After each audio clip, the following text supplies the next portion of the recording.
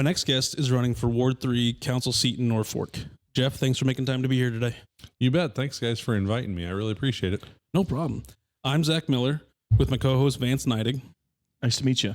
Nice to meet you, Vance. And we are touching base with Jeff Jensen today. Jeff, let's get a little bit of background on you. Where are you originally from? So I was born and raised here in Norfolk. Went to college at Wayne State. And when I got done, then I lived in Omaha for a couple of years. And then I went on a tour of the United States and different places to live. Ended up in Chicago for 13 years.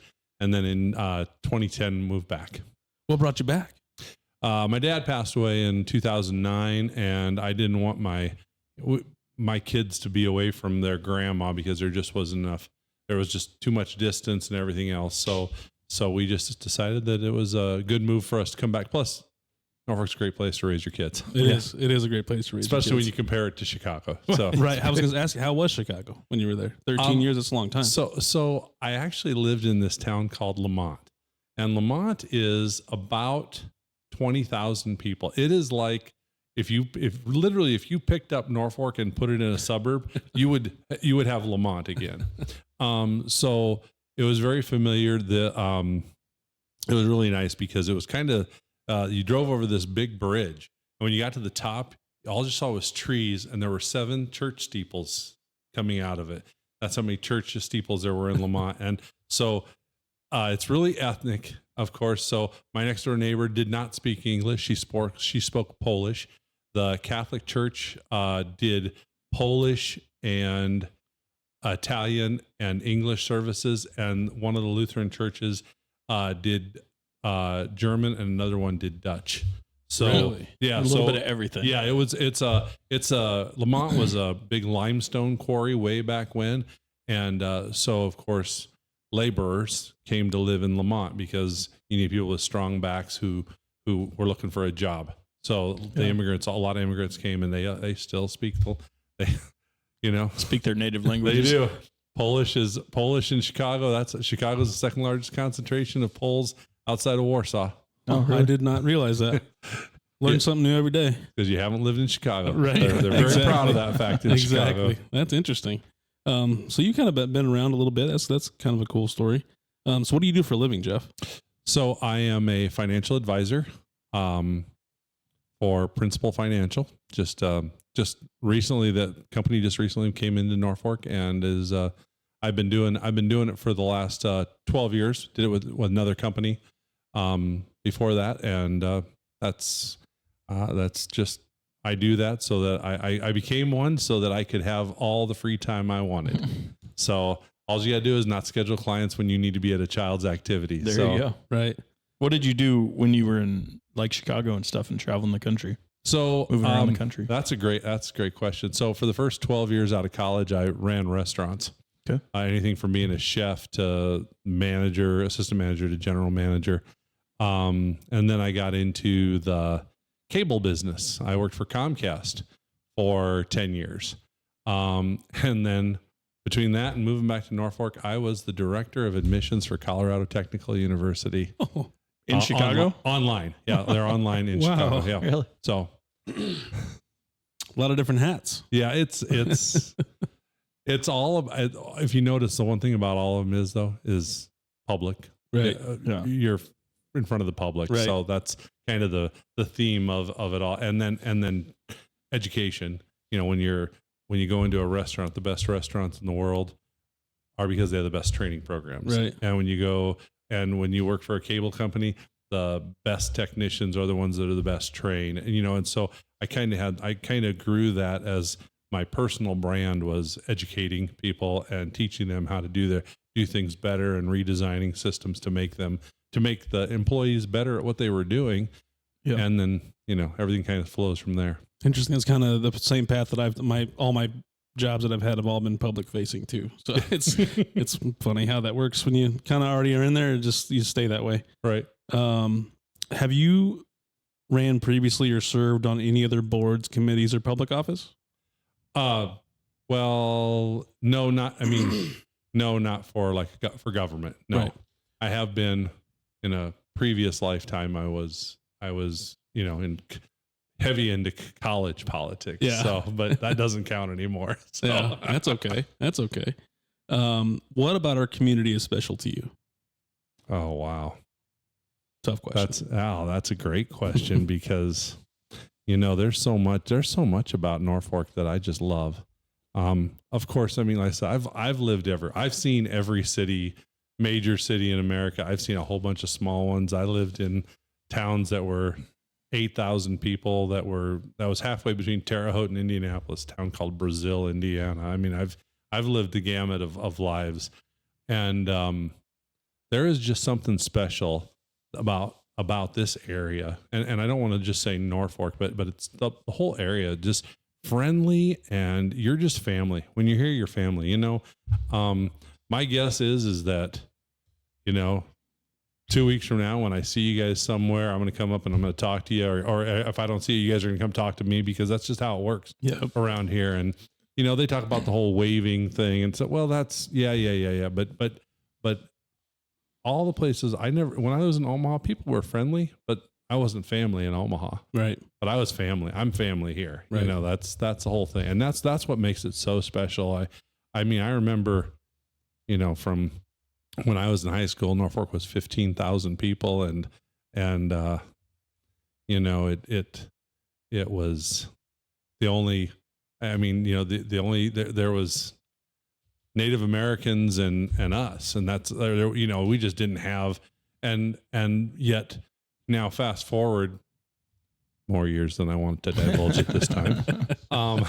Fast forward to today, and that same feeling that I had back then is still here, and yet there's a way more diverse population. Wow, I mean, Ethiopians, I mean, there's just all kinds of different races and ethnicities. And one of the interesting things, when I lived in Chicago, all of my friends were always like, that they were I because of where I worked and where I worked for a cable company, there happened to be a high percentage of minorities that worked for cable. And all of my employees and friends there were all like, you actually are the only person I've ever met that really, when you say you don't see skin color, you really don't. And I'm like, no, I don't, because I didn't know any better growing up here. You had two choices when you grew up in the 70s and 80s in Norfolk. Either you didn't really understand what racism was, or you were very, very, very highly racist. So fortunately, me and all my friends, we kind of veered the other way. We didn't really understand what the big deal was about racism. So I would agree with that. I think that's somewhat still here, because I mean, I try to raise my kids that way, not seeing color, but you see it's kind of forced on people now, so it's kind of tough to have those conversations. It's not tough. We still have the conversations about it, but I get what you're saying. I feel like it's still that way now. I was going to ask you another question on something you said at the beginning, and I can't remember what it was. That's okay. Those are good answers, though. Why are you running for office? Like, what's bringing you now to run for office? Well, so there's actually a few different reasons. It started with Gary Jackson. So love him, hate him. Gary Jackson was one of my best friends. And one of the things that Gary and I had talked about after he stepped down was from city council was Jeff, because I'd always had this inkling that I was going to run for city council, but I was never going to run against Gary, and I was never going to run against Justin, because we all go to the same church. I consider both of them friends. Gary, one of my very best friends in the world. And so we were talking one day when I was sitting in Gary's living room, and after he'd gotten really sick and couldn't get out and about anymore. And he said, Jeff, he goes, you got to promise me. He goes, I don't know what's going to happen in this next upcoming election. He goes, but you can't let anybody run unopposed. He goes, I don't care if you don't want to throw your name in the hat, if there's two people there. He goes, but you cannot let someone run unopposed in our ward. And I was like, I looked at him, of course, and I said, why not? You did. And he goes, you're right. He goes, I did. And he goes, it was horrible. He goes, you shouldn't run unopposed. He goes, so if nobody else cares, I want you to promise me that you're going to care. And I said, I promise, Gary, because it was something, I mean, he knew he wasn't asking a big ask of me. So that was kind of first and foremost was wanting to make sure that there was, I think Justin's a great guy. But from what I don't know him personally, but I've listened to him, I've read stuff on him, and so I don't. But so it was nothing really like about the candidate who I'm running against. It was more just about no one should run unopposed. I don't care if you're the mayor, because our mayor ran unopposed for both his terms. Never had someone opposed, and that was that's bad on us as a community. It really is. Zach brings that up a lot. Like it doesn't. We're not attacking somebody when we say we hate to see you running unopposed. We think that if somebody's not running against somebody, then we don't have a right to bitch about how that person does their job. At least if there's an opposing candidate, then we can say, hey, at least I wanted this guy. I didn't want this guy, or whatever, right. At least then you have a little bit going. Yeah, it gives you the right to complain. Right. Yeah. Right. But if nobody chooses to run against somebody, like you said, then we have no right to complain. That's right. That's right. And then from there, once I kind of made that decision, I started looking into things a little bit, and I know that we're going to talk about a lot of the stuff that are the reasons why I'm running. Yeah. But kind of broken record, there's just I was just actually floored when I started really reading up on what the city council and the mayor's offices were doing. And I started talking I have a lot of friends and quite a few clients who are employees of the city. And you're like, wow, that is not the narrative I thought was going on. Right. And I think, all the candidates for mayor have spoken of it. And I'm sure all the city council people have spoken of it too, is that's just a breakdown of communication, right? Was like, well, wait a minute. I thought that this was already being considered. Oh no, that was not what I thought it was. Why is that? Why is that? So that really got me. So what went from I'm going to run just to make sure that no one runs unopposed became no, I'm going to run and I'm going to fix this. I'm going to help fix this thing. Right. So it's been kind of interesting to see a lot more people are getting interested in how city government is ran. So this is a really good turnout of candidates for also mayor and city council. I think it's good that nobody's running unopposed, and I think it's a good thing that everybody's getting involved. I would dare you to go back. I know that we got to look at Sue Bookman as she ran unopposed. So right. There has literally not been someone we've never had a full table of candidates right. for at least going all the way back to Sue's first term. It's been a while. It's been a lot. That's a lot of years. You're talking 16 years. Yep. This first time in 16 years. I can't say that for sure because I'm not for sure I'm just using the mayor's races. Right. But I know that every year that it seems like every time you vote, there's always one city councilman that's running unopposed. Right. So, right. So, and we thought that for a while, and then you threw your name in the hat, so worked out. You should. I had some phone calls that were like, yeah, Jeff, this is so and so, and I was like, yeah, what? Okay, and I'm like, yeah, no, I've known you. We've known each other 5 years old. Well, I saw that Jeff Jensen's running for city council, and I was just wondering if that was you. And I'm like, well, yes, it is. And it was nice because it was somebody who's running for city council as well. So Sue Beckman and Sue called me, and like I said, I've known Sue we went to grade school together, so I've known her forever. Mm-hmm. And so she goes,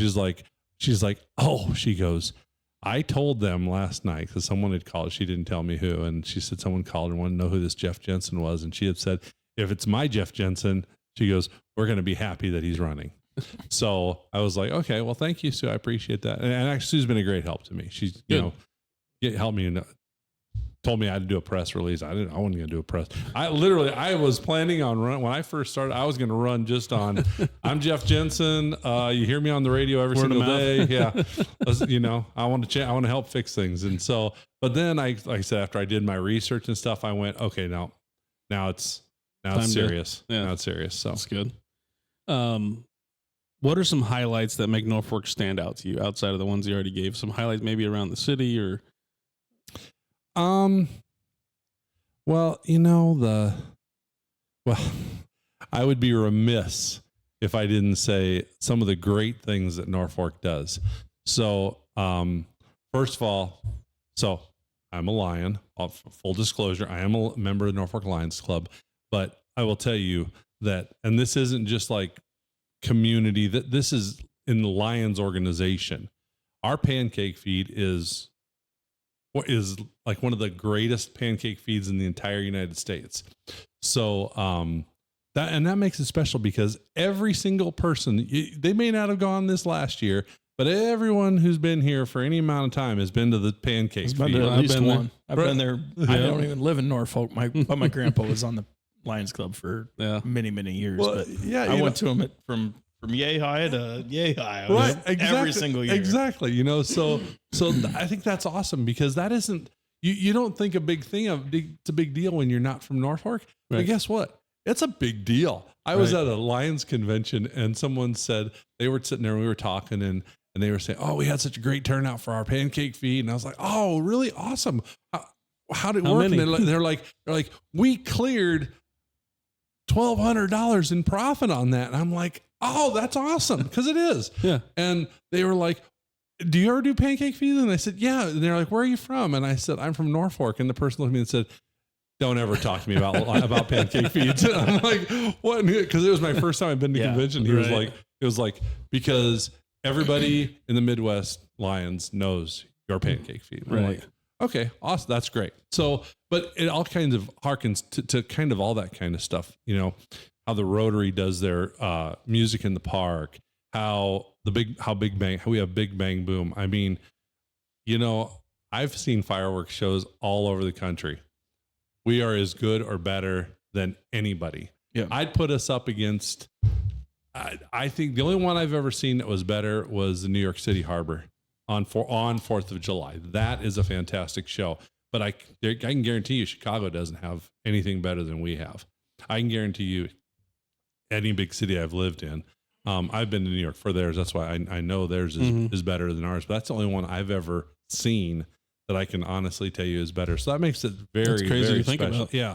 People don't realize it. I mean, that's the music in the park. That is a wonderful thing that Rotary does. And all the different, you walk through and you see the optimists doing art shows out at the mall, and you see the scouting organization doing the Pinewood Derbies at the mall, and just really, we just all of our people are are special when it comes to making Norfolk great. And to me, that stands out more than anything else, is just the people of Norfolk and how they just consistently and constantly give back to their community. What I like to point out, football games. I don't care if it's Lutheran High, Norfolk Catholic, Norfolk Public.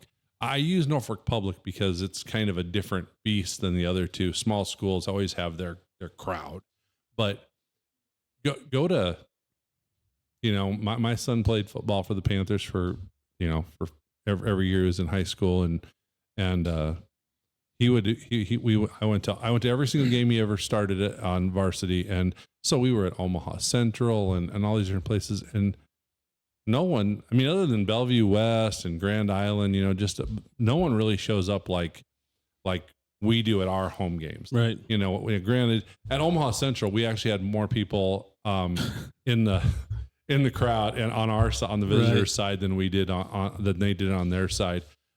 So that's just another thing. You go to a Panthers game and Catholic game, Lutheran High games. There are people there who don't have kids in high school, who haven't had kids in high school for 15 years, and they're coming to support the Panthers. I think that's fantastic. You just don't even realize how different that is. We're used to Northeast Nebraska, small towns, right? Everyone knows that when Battle Creek plays football, wherever they play football, there's going to be 500 people show up. There's a lot of Battle Creek fans that travel. Right, exactly. So you know that. So it's what sets Norfolk apart from, and Northeast Nebraska apart from a lot of places in this world of ours. Right.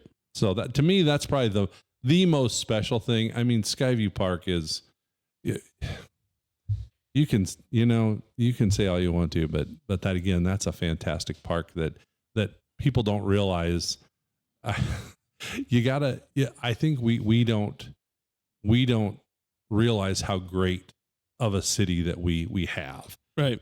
So, yeah, I think some people kind of not take advantage of it, but just, that's what they're used to. So they just think it's supposed to be that way. Right. That's it. Exactly. Yeah. So on the flip side of that, what do you feel Norfolk could improve on? Well, see, there you go and open up that can of worms now, don't you?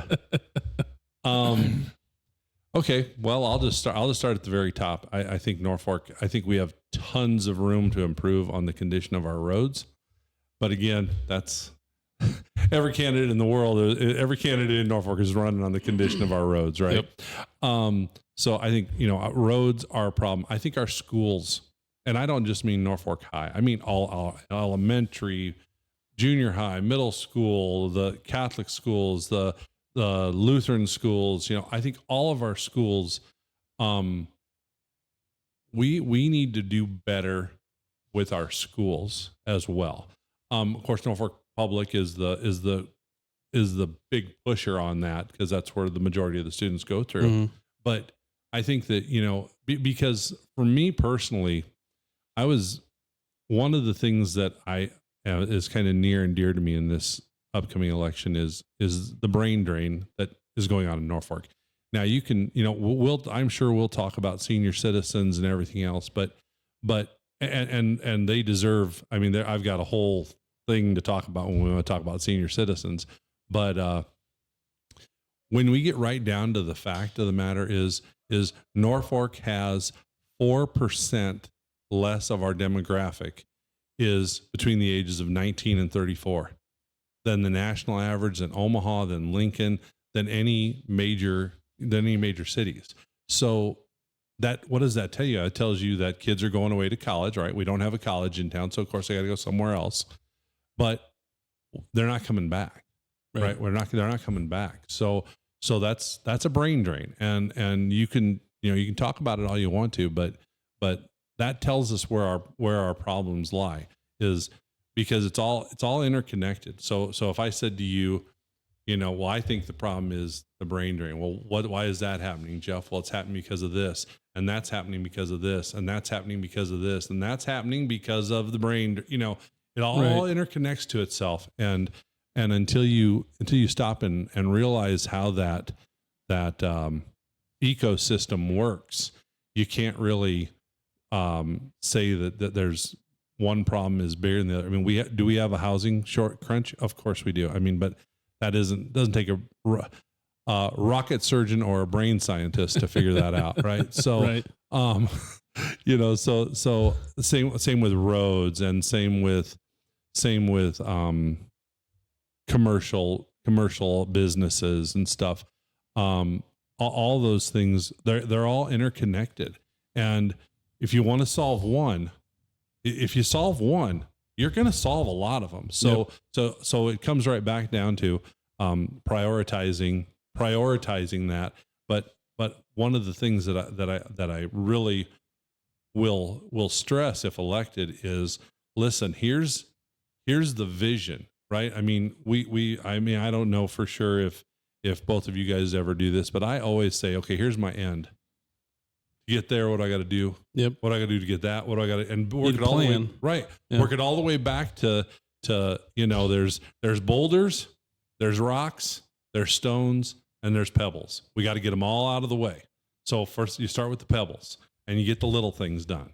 And then all of a sudden you go to the stones and the rocks, and all of a sudden now you're at the boulder, and you're like, wow, we're at the boulder. And what'll happen is the boulder will just roll away because because it doesn't have all that other rock when you're trying to roll it to stop it. Right. So that's kind of how the podcast started too. We had the end goal in mind, but didn't know how to fill in the pieces. So that's the best way to do that. My whole career, my whole life has been about that final goal. I opened up a book the other day, one of those, I don't know what they call, there's those notebooks that aren't spiral bound. They're memo books. Oh, yeah.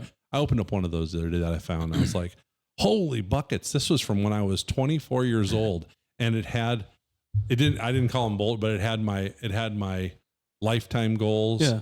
And then and I was like, holy moly, look at this. Did you hit How him? have you Did done? you hit it? Well, if you ever think that anybody has ever said they wanted to be a financial advisor or an insurance person when they started, they're liars. They're all liars. No one ever starts their lives saying this is what we want to do with our lives. But yeah, other than that, my career path, all my other goals are all. That's good. I got them all. Got them all. So that's one thing I'm really bad at. I don't write anything down. Yeah. I use the same concept. It's just in my head. I'm not good at taking notes. Well, that's because you're young. So I take a bunch of notes. I probably got too many notes, but I've not taken notes my entire life. It's just that's a bad habit from school. So yeah, that's why this little thing right here, this phone, man, Google Notes and wow. I've started doing a lot more notes on my phone now that I've been with Zach. I'm getting them a little more organized. Me into doing it. Calendars and notes. Never had a calendar until we started this thing. Be like, when are you doing this? I don't know. Because my whole life is on a calendar. Right. Not mine. my assistant, my office assistant, she knows more about my life than my mom, my sister, my kids, anybody, because she is the only person who has access to my Google Calendar, right? Except me. So she calls me the other day and she's like, well, I would ask you what you're doing, but I know you're not doing anything. I'm like, wow, that's rough. I looked at your calendar. So you're kind of like me. You put everything in your calendar. Everything. Yeah, me too. Everything. People. Yeah, my wife knows when I'm not doing anything. Right. Well, exactly.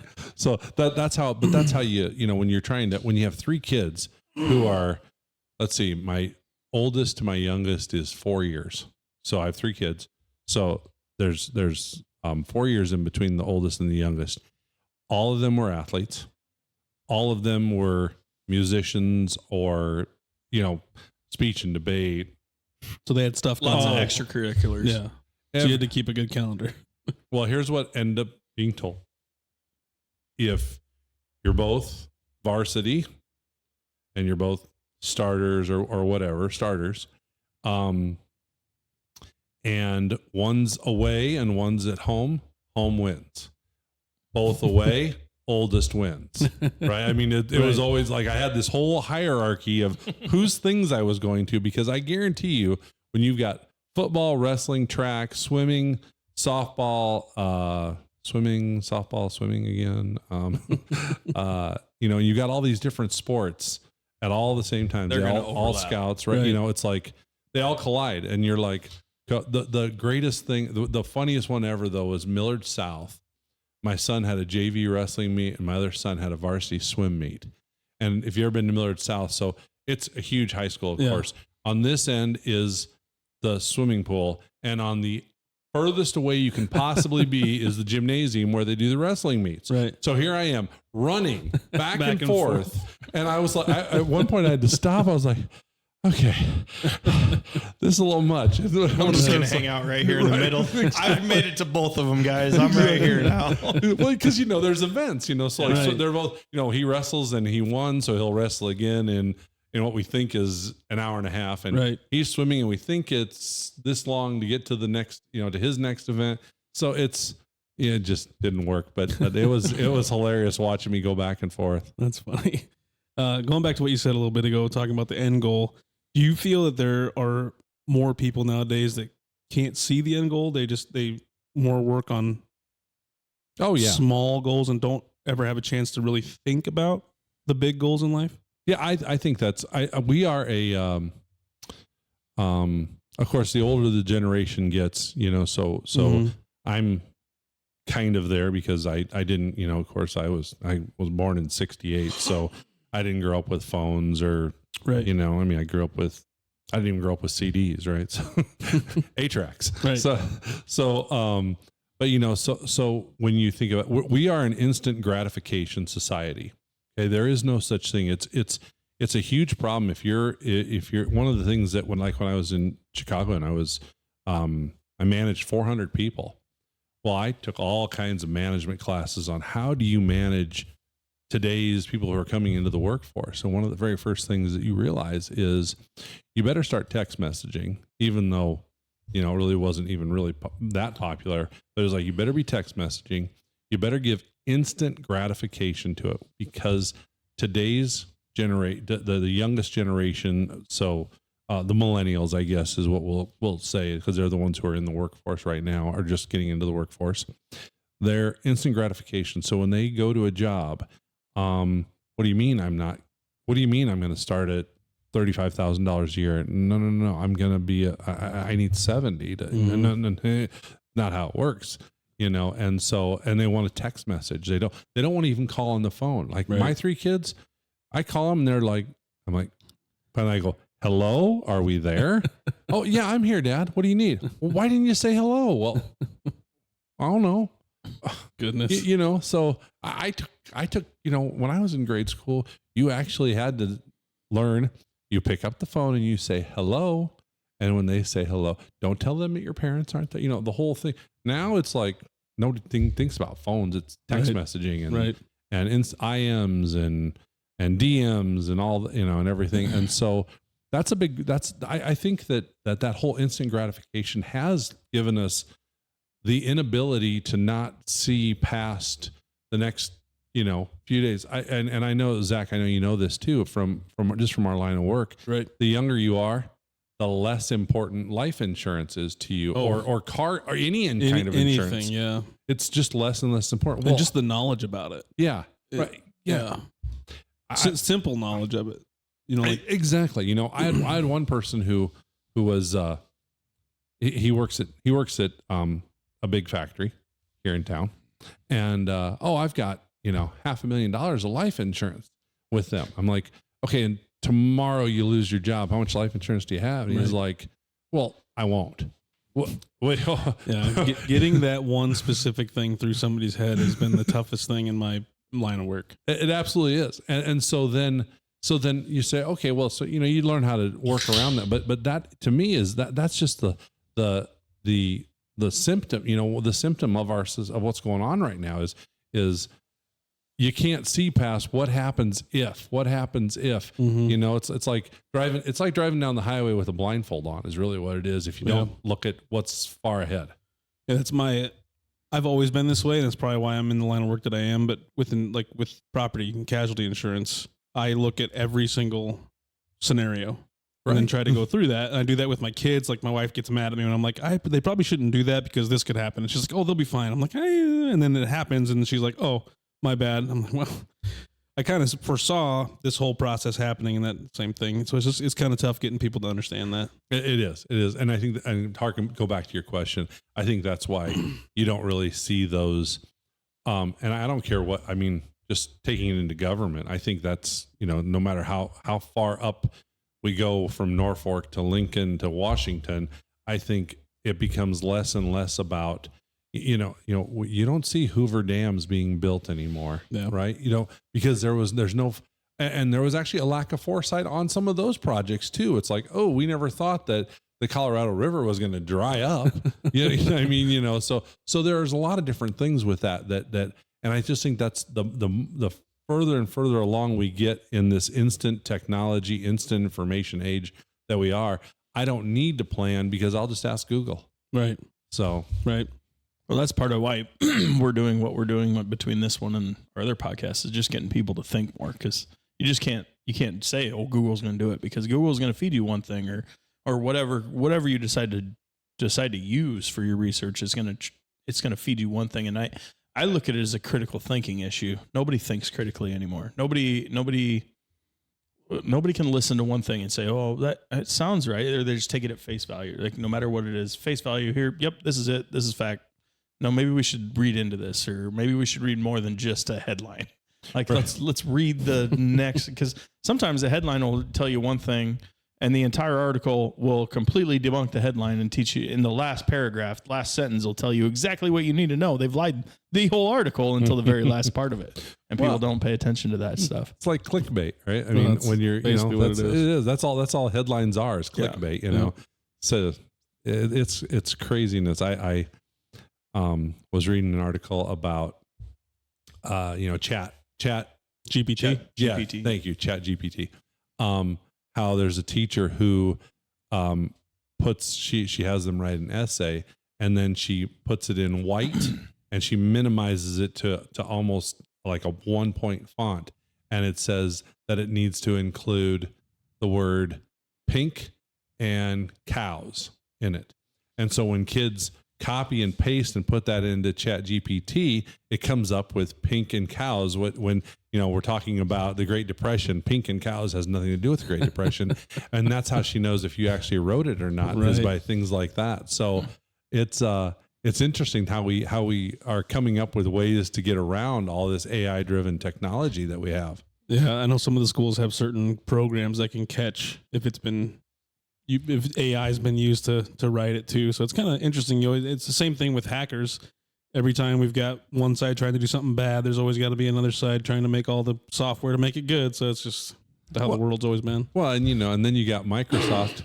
Microsoft has hundreds of people that all they do is try and come up with viruses, create viruses, so they can sell an antivirus. Yeah, well, it's the biggest scam everybody's ever pulled. Congratulations, Bill Gates. Right. Well, I mean, you think about it, it's actually genius. I'm going to probably the original concept was I'm going to have people try and hack my system, and as they find ways to do it, I'm going to fix it. Right. Well, then all of a sudden that was opening the Pandora's box. You have way too much trust in that man, because I think it was completely malintent. Absolutely. Okay. We're going to move on just a little bit. What qualities and values make you an effective leader and decision maker? That's, I would say that, first of all, I plan. I mean, you can't, I've spent my last 12 years of my life doing nothing but, talking to people about fiscal responsibility and everything else. So, I plan. Now I sit down with someone, we might talk for 2 or 3 hours so that I can understand and then I come back 2 weeks later and I said, okay, here's what you told me. Here's what you're doing. Here's what you're not doing. Here's the plan, how we get through to the end. Well, and like we talked about, there's potholes, there's all these different things you got to consider. And I do all that. I mean, I do that on a daily basis. I'm constantly figuring those things out. I'm friendly. I mean, again, you can't do the things that I do and that you do, Zach, and not be a friendly person, because you won't be in the industry that we're in for very long if you aren't. So you got to be careful about that. And so I'm friendly. I'm open.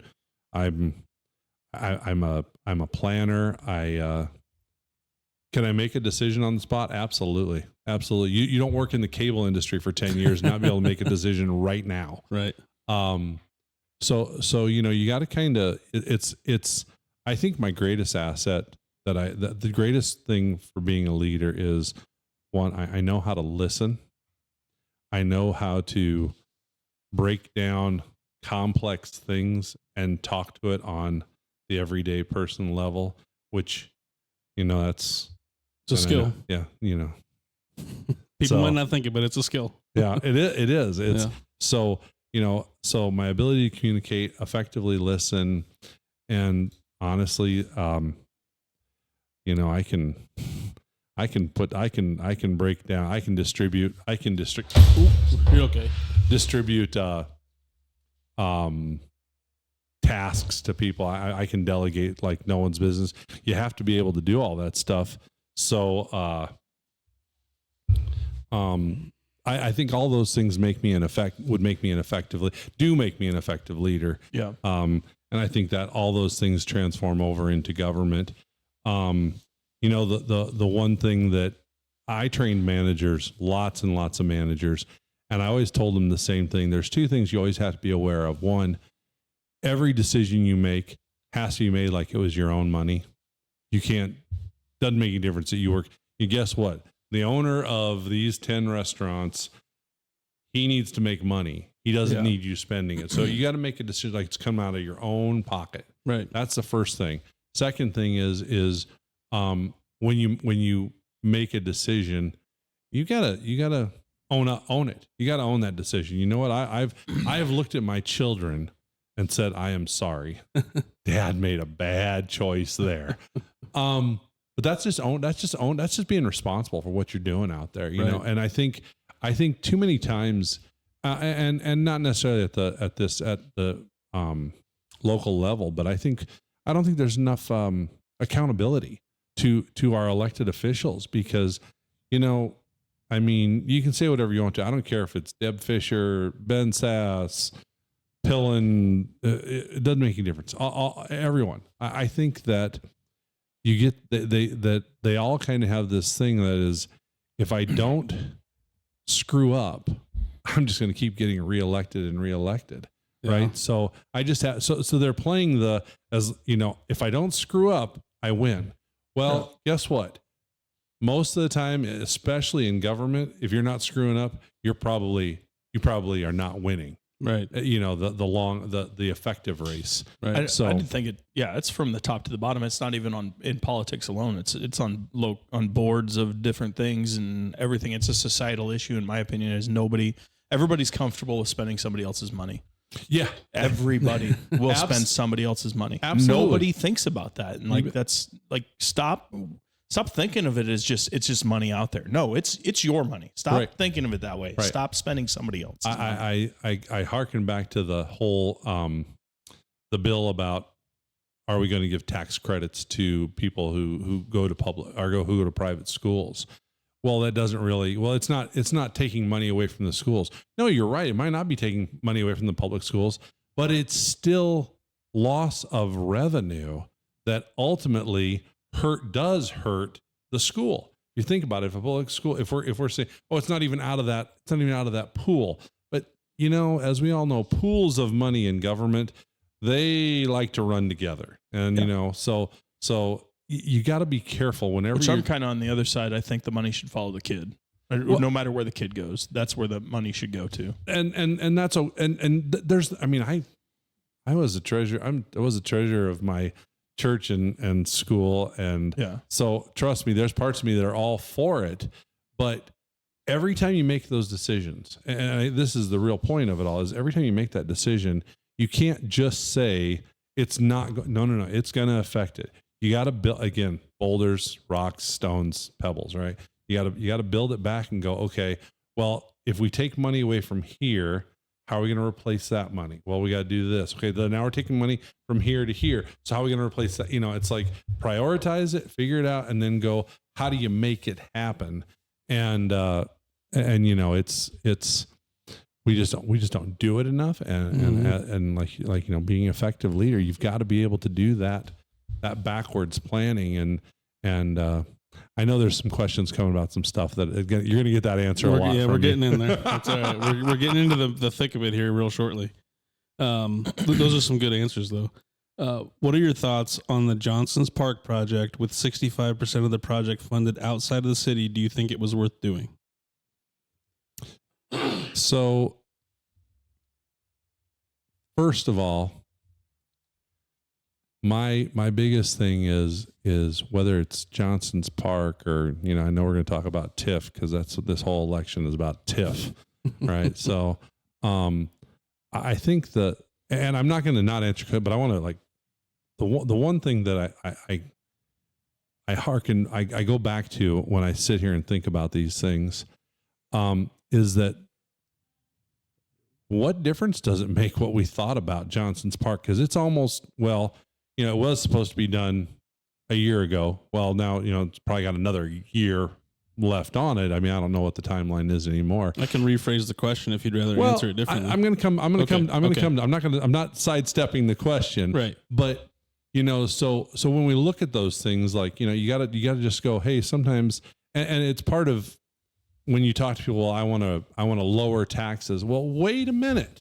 If we're saying that our city government is this screwed up and we need to change all these things, lowering taxes is not I hate to say that because I am all for lowering taxes, but maybe not this year, maybe not next year. Might take us 4 or 5 years to get out of where we are because I personally would rather continue paying the same taxes I'm paying today and get my city out of debt. Yeah. And so that's the first thing. My only real issue with Johnson's Park, I think it's, you know, if you go back and you look, that river right there is that particular, I mean, literally that spot is probably the single most historical spot in Norfolk. the first mill. Okay. So I go to St. Paul's. So guess what? I'm all about history of Norfolk because Norfolk's just a little bit younger than my church. Right. So our first pastor, that was his quarter of ground that he got, and he built the mill right there. I mean, so literally one of the founding fathers of our town built the mill right there. That's why it's called the old mill. Right. The old mill. Yeah. The old mill, strip Plaza, mall, yeah. Plaza. There you go. Thank you. So it's very historical. So bringing it back to making it a center point of Norfolk, I think it's a great idea. I think that's wonderful because Johnson's Park was, I mean, we didn't have to do anything to the river to have a place to kayak. All we had to do is let it rain for a little bit, and you go in Johnson's Park and do all the kayaking you wanted. Right. So, so that tells you it wasn't a very good park. Because if it's flooded every time any kind of rainstorm happens, well, kids aren't playing there and you're not doing picnics. And that's where the big part of Johnson's Park used to be, was that bowl. Right. So you go back, that's where you can find pictures of people walking. Right.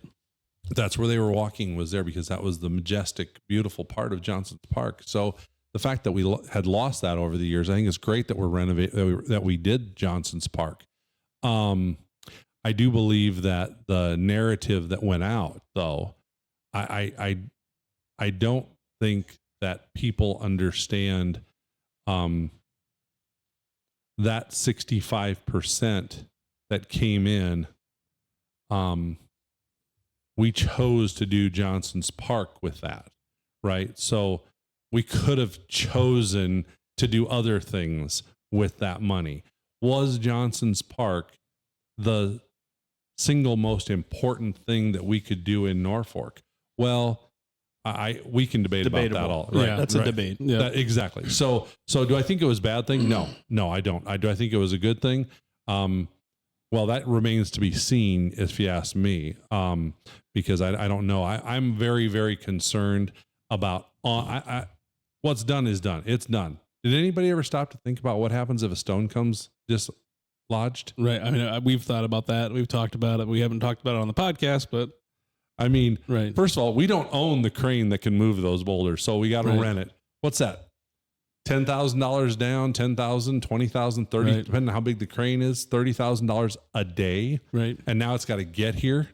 So, and what happens when someone's going down and one of those stones is dislodged and their kayak tips over and boom, now you've got what kind of liability does I think they're fairly safe on that with the waterways of the state, like that. You're fairly safe on any kind of liability on that type of thing, as long as we're not taking control of it. Because technically, nobody's allowed to take control of waterways. You can control access to and from, but once you're on the water, it's kind of protected in the state of Nebraska. Well, and we know that I've been whitewater rafting in Colorado.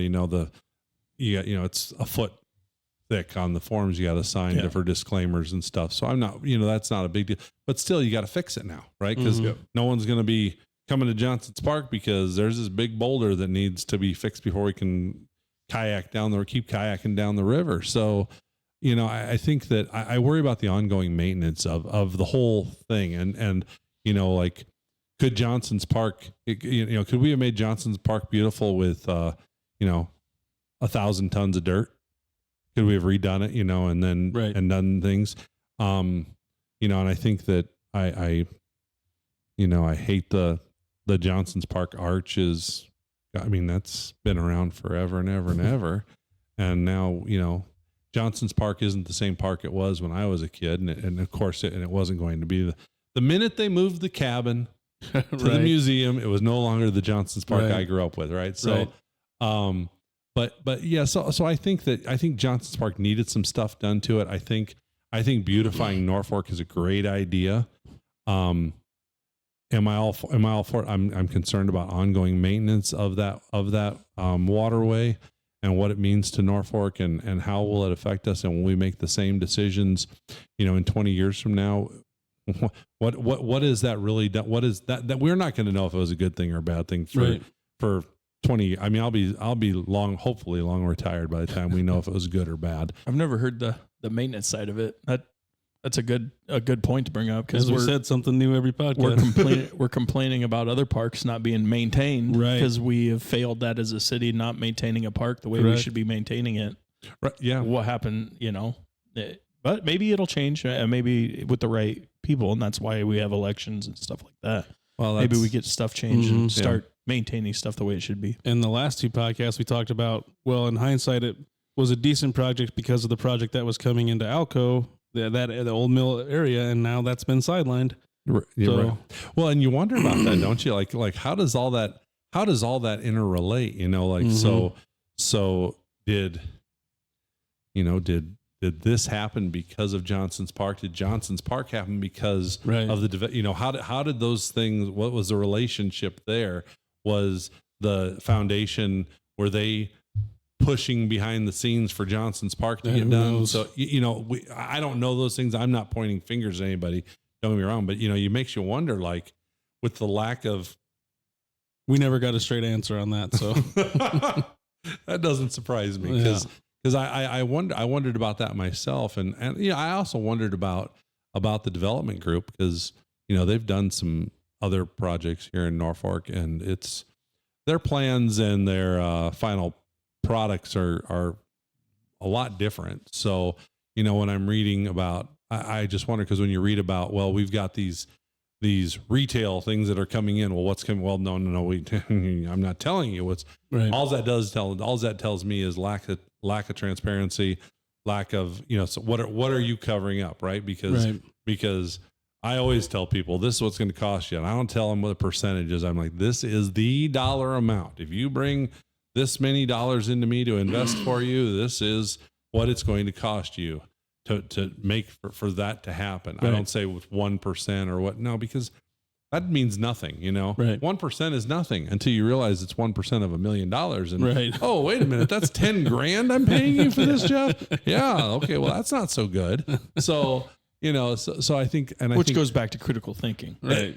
Exactly. If people critically think about stuff, then they can read into stuff. Like, just come on. Absolutely. Not saying it's right or wrong, but at least think for yourselves. Right. It makes you wonder what the dark underbelly of Norfolk city politics is all about, right? Because if I'm not a conspiracy theorist, but if I was, the very first place I'd be looking at is Johnson's Park and the development project there. So it's just interesting. Like I said, I'm not a conspiracy theorist. I don't think it's as super dark. It's super polarizing for everybody. Yeah. I think that's where we're at on it. Everybody has their opinions on it, and they're all strong opinions. Everybody's got strong opinions on it. Like, I don't think there's a common ground. You could probably walk around the town and ask anybody about it, and they'd have a very I think we have three strong opinions here that are and none of them, they may be wrong, right? It doesn't matter, but we're all looking for the same thing. That's the key, is everybody wants to move forward in the right way, and we all have different ways of going about it. Exactly. Along those same lines, do you think any other parks need looked at? I think every park needs looked at. I mean, that's, I don't want another Johnson's Park. Right. Okay. I mean, I'm like, I don't want to say we have to invest $1 million to fix a park. I think we've done an excellent job at Skyview. Well, there's a lot of things that, let's see, the schools run cross-country meets there. Mm-hmm. We've got a kayak shop there. We've got this, we've got that. Big Bang Boom, music in the park. Right. All these things go on there. So for Norfolk to be beautiful, Skyview Park has to be beautiful. But, when was the last time you were out of Tahazuka and drove through and saw how many people camp at Tahazuka? A lot of people. Why? I mean, my daughter says to me, she's 19. She goes, Dad, I miss that old Tahazuka arrows sign that used to be up there. I don't like the new one. Because we moved back just in time. It's been down. Guess I haven't noticed that the arrow's not there anymore. Oh, the arrows are, it's a different sign. They repainted it, redid it. I would say they tore it down and rebuilt the thing. Yeah. I mean, but whatever, it's not the same one. The arrows aren't as big. Yeah. It's a little different. Gotcha. So, but that's great. But what about, there's moss, there's tons of moss there. It could be Tahazuka could be such a beautiful thing because, I did notice when I was driving by the other day, they fixed that bridge. Like you can walk across the bridge now. So that's kind of cool. But there's no island in the middle. Right. I remember the island as a kid, and that was really cool to go down and do all that. Right. Now you can't. The bridge just goes straight across. Yeah, exactly. My kids, I mean, so since 2010, my kids all fished on the island. So, but you look at all that and you go, why is that not more? Because honestly, if you're driving through Norfolk, there's a chance you're going to drive by Tahazuka. Right. Well, it's one of the busiest. Well, you're going into one of the busiest intersections in the state. Right. Like, so if you're headed north, there is no chance if you're driving through Norfolk that you're going to go by Skyview.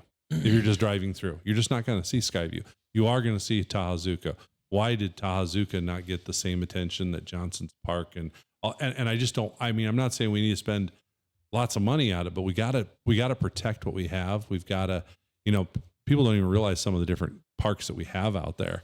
Right. I live by Westside Park. Okay, no one knows what Westside Park is. No one's heard of Westside Park. I don't know what that is. I'm trying to think. I have an idea. As a Battle Creek person, I don't know what that is. So 25th and Madison, and then there's 25th and Westside. Those are the two streets that are right there. Okay. Gotcha. So in between those, if you walk down in between them, there is this open area and it's a park. Oh. But you have to, it isn't like it's in between like this, all these houses. It's a great little park to take your kids to, take your dog to. It's a wonderful little park. Doesn't get maintained very well. I gotta look this up now. You keep talking. But doesn't get maintained. I mean, I know because I live 2 blocks away. I walk by it every morning. My dog loves it there, but it doesn't. It gets mowed. Maybe it gets repainted or whatever. But it's nice to have in the community area. That little area for all the kids because it is a big area. It's only a block away from Catholic high school. So when you think about it, that's great that that's there. What are we doing to keep it there though? What are we doing to make sure that it's maintained properly? I'm not saying our parks department doesn't do a great job with what they have and what they've been given to work with, but if we have a lot of park. We have Central Park, which could use stuff. Tahazuka could use stuff. Johnson's Park hopefully doesn't need anything when this is done. Skyview can maintain it, but you got all these little parks and they all need something because they're important. Because same like a playground, a school playground. A school playground is so important to the neighborhood because if you don't have a park nearby, you've got to go. Kids can go there and play. I'm gonna have to look now. I see where it's at. Yeah, I guess I didn't know that was. I never knew that was there. Yep. Did you see? So we kind of talked about that on I saw it. Yeah. We've talked about on other podcasts is like more get community, the one right over here. Community parks. If it's something that we could help, like you get more buy-in from the owners, like a homeowners association, they could, buy that park or own that park or, something like that. And then maybe the people that live right there are going to spend more time maintaining it or keeping it up and stuff like that. Right. We kind of talked about that a little bit. It'd be a good idea or it's a possibility to look into. I like the legacy subdivision out there. They've got their little clubhouse and everything. And that's all being that's part of your, I'm assuming, I don't know anything your rent for that. Yeah. Pays to go part of your dues. Yeah. To take care of all that for you. And I think that's a great idea that you pay that to maintain that. But that's kind of same with our city taxes, right? That's goes to maintain those things. Right. Do you going back to Taha, do you think that the ball fields at Taha still need looked at? Yes. I mean, that is, so you have to look at a lot of things. First of all, our school board is probably in violation of the Title IX regulations by you have to provide the same adequate facilities to a girls group as you do to a boys group. All you got to do is look at where our baseball team plays and where our softball team plays. And if you can tell me they are similar, they are the same, and they both have the same adequacy, well, then I will take you on a personal tour of where softball teams change their clothes and that little bathroom, which we've all probably been in the bathroom there in between fields 1, 2, and 3 in the crow's nest, underneath the crow's nest. That's where they have to change. I had a daughter who played Golden Girls. She played for the Panthers, and they have to change their clothes in the car. They have, it's just not if you've ever been to a softball tournament in early June, late May, early June, you know that you can actually play the game in a canoe on field 2, right? So when you think about those things, you have to look at, as a city, it's not our responsibility as a city to make sure Norfolk Public Schools is in compliance with Title IX, but it is in our best interest as a city to make sure the Golden Girls 45 years of a softball tournament, Kelly's host districts, and they host their own tournament. We've got Quakes who play in Hayter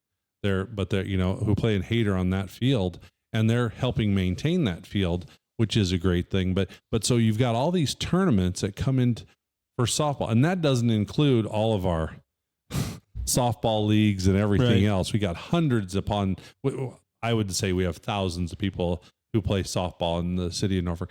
How many of those people, you ever played on a softball team in Norfolk? Yep. Okay. So afterwards, did you go back to Battle Creek and have a beer, or did you stay in town and have a beer? I don't drink it. I don't drink and drive. Okay. How about your softball team? How about all those heathens? Did they drink and It's drive? possible. It's quite possible. But that's the point is that so, when you get these tournaments come in, the hotels, I can speak for, the Golden Girls tournament. Every hotel in town is full. Mm-hmm. Every restaurant is packed. Well, that's money that, our economic council gives money to the softball teams to help them with those things, those tournaments, to sponsor them and stuff, which is wonderful. But at what point do you go, hey, teams from Omaha, why is it that our tournaments are all very local? Right. We don't have a lot of Omaha and Lincoln teams that come in, but they'll go all the way to Hastings to play because Hastings has the greatest softball fields in the state, right? Right. That's because Hastings has the greatest softball fields in the state. You don't have a problem playing there. So they host state softball, right? Yeah. Yes, they do. Yes, they do. And they use Grand Island for overflow games if they need more fields. But if you think about that, Grand Island and Hastings, why is Hastings the one, not Grand Island? You'd think Grand Island bigger, 5 times the size of Hastings that Grand Island doesn't get it because they don't have the fields. Right. So the fields do attract teams, which in turn attracts money to Norfolk, which is, if you think about it, some of the best kind of tax money we can get, right? Is the ones that don't is increase in revenue by not increasing it on our citizens. Right. So am I in favor of the softball fields? I absolutely am, because I that we have a long history of softball in this town, and I don't think that we do enough to maintain those fields at this point. I would agree. While we are developing downtown, do you feel that the rest of the town is getting overlooked? Yeah. Am I all for downtown? I am. I just had someone come up to me though the other day and say, how do you feel about having 13 bars in 7 blocks? Well, is that how many it is now? That's what they say. Something like that. Yeah, it's 13 restaurants and bars. I mean, some of them they're counting as bars. Yeah, restaurant and bar / bar. Yeah, I mean, but I probably wouldn't count 411 as a bar. I wouldn't count Fenders really as a bar. I mean, they are, but yeah.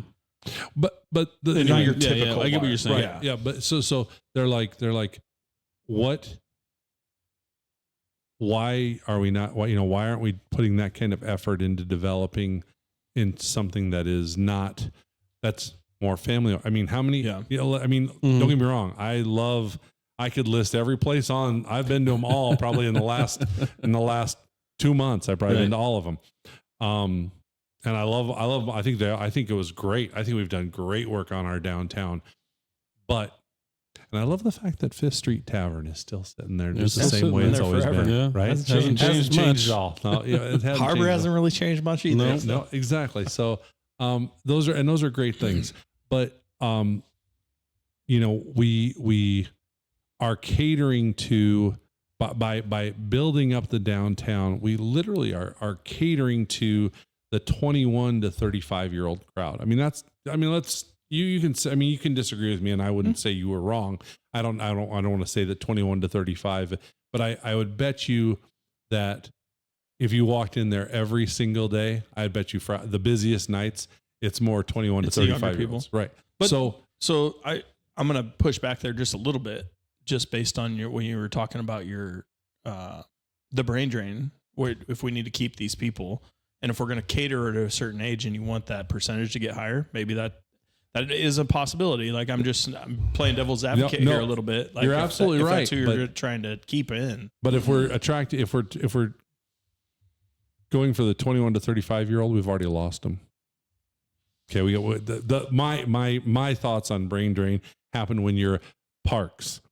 Why do I love Norfolk? Okay, well, but I think people, like, I know the older I get, I miss things of my area, of the Northeast Nebraska area. Like when I moved, so I've lived in Lincoln, I've lived in Grand Island, I've lived in Hastings. I came back.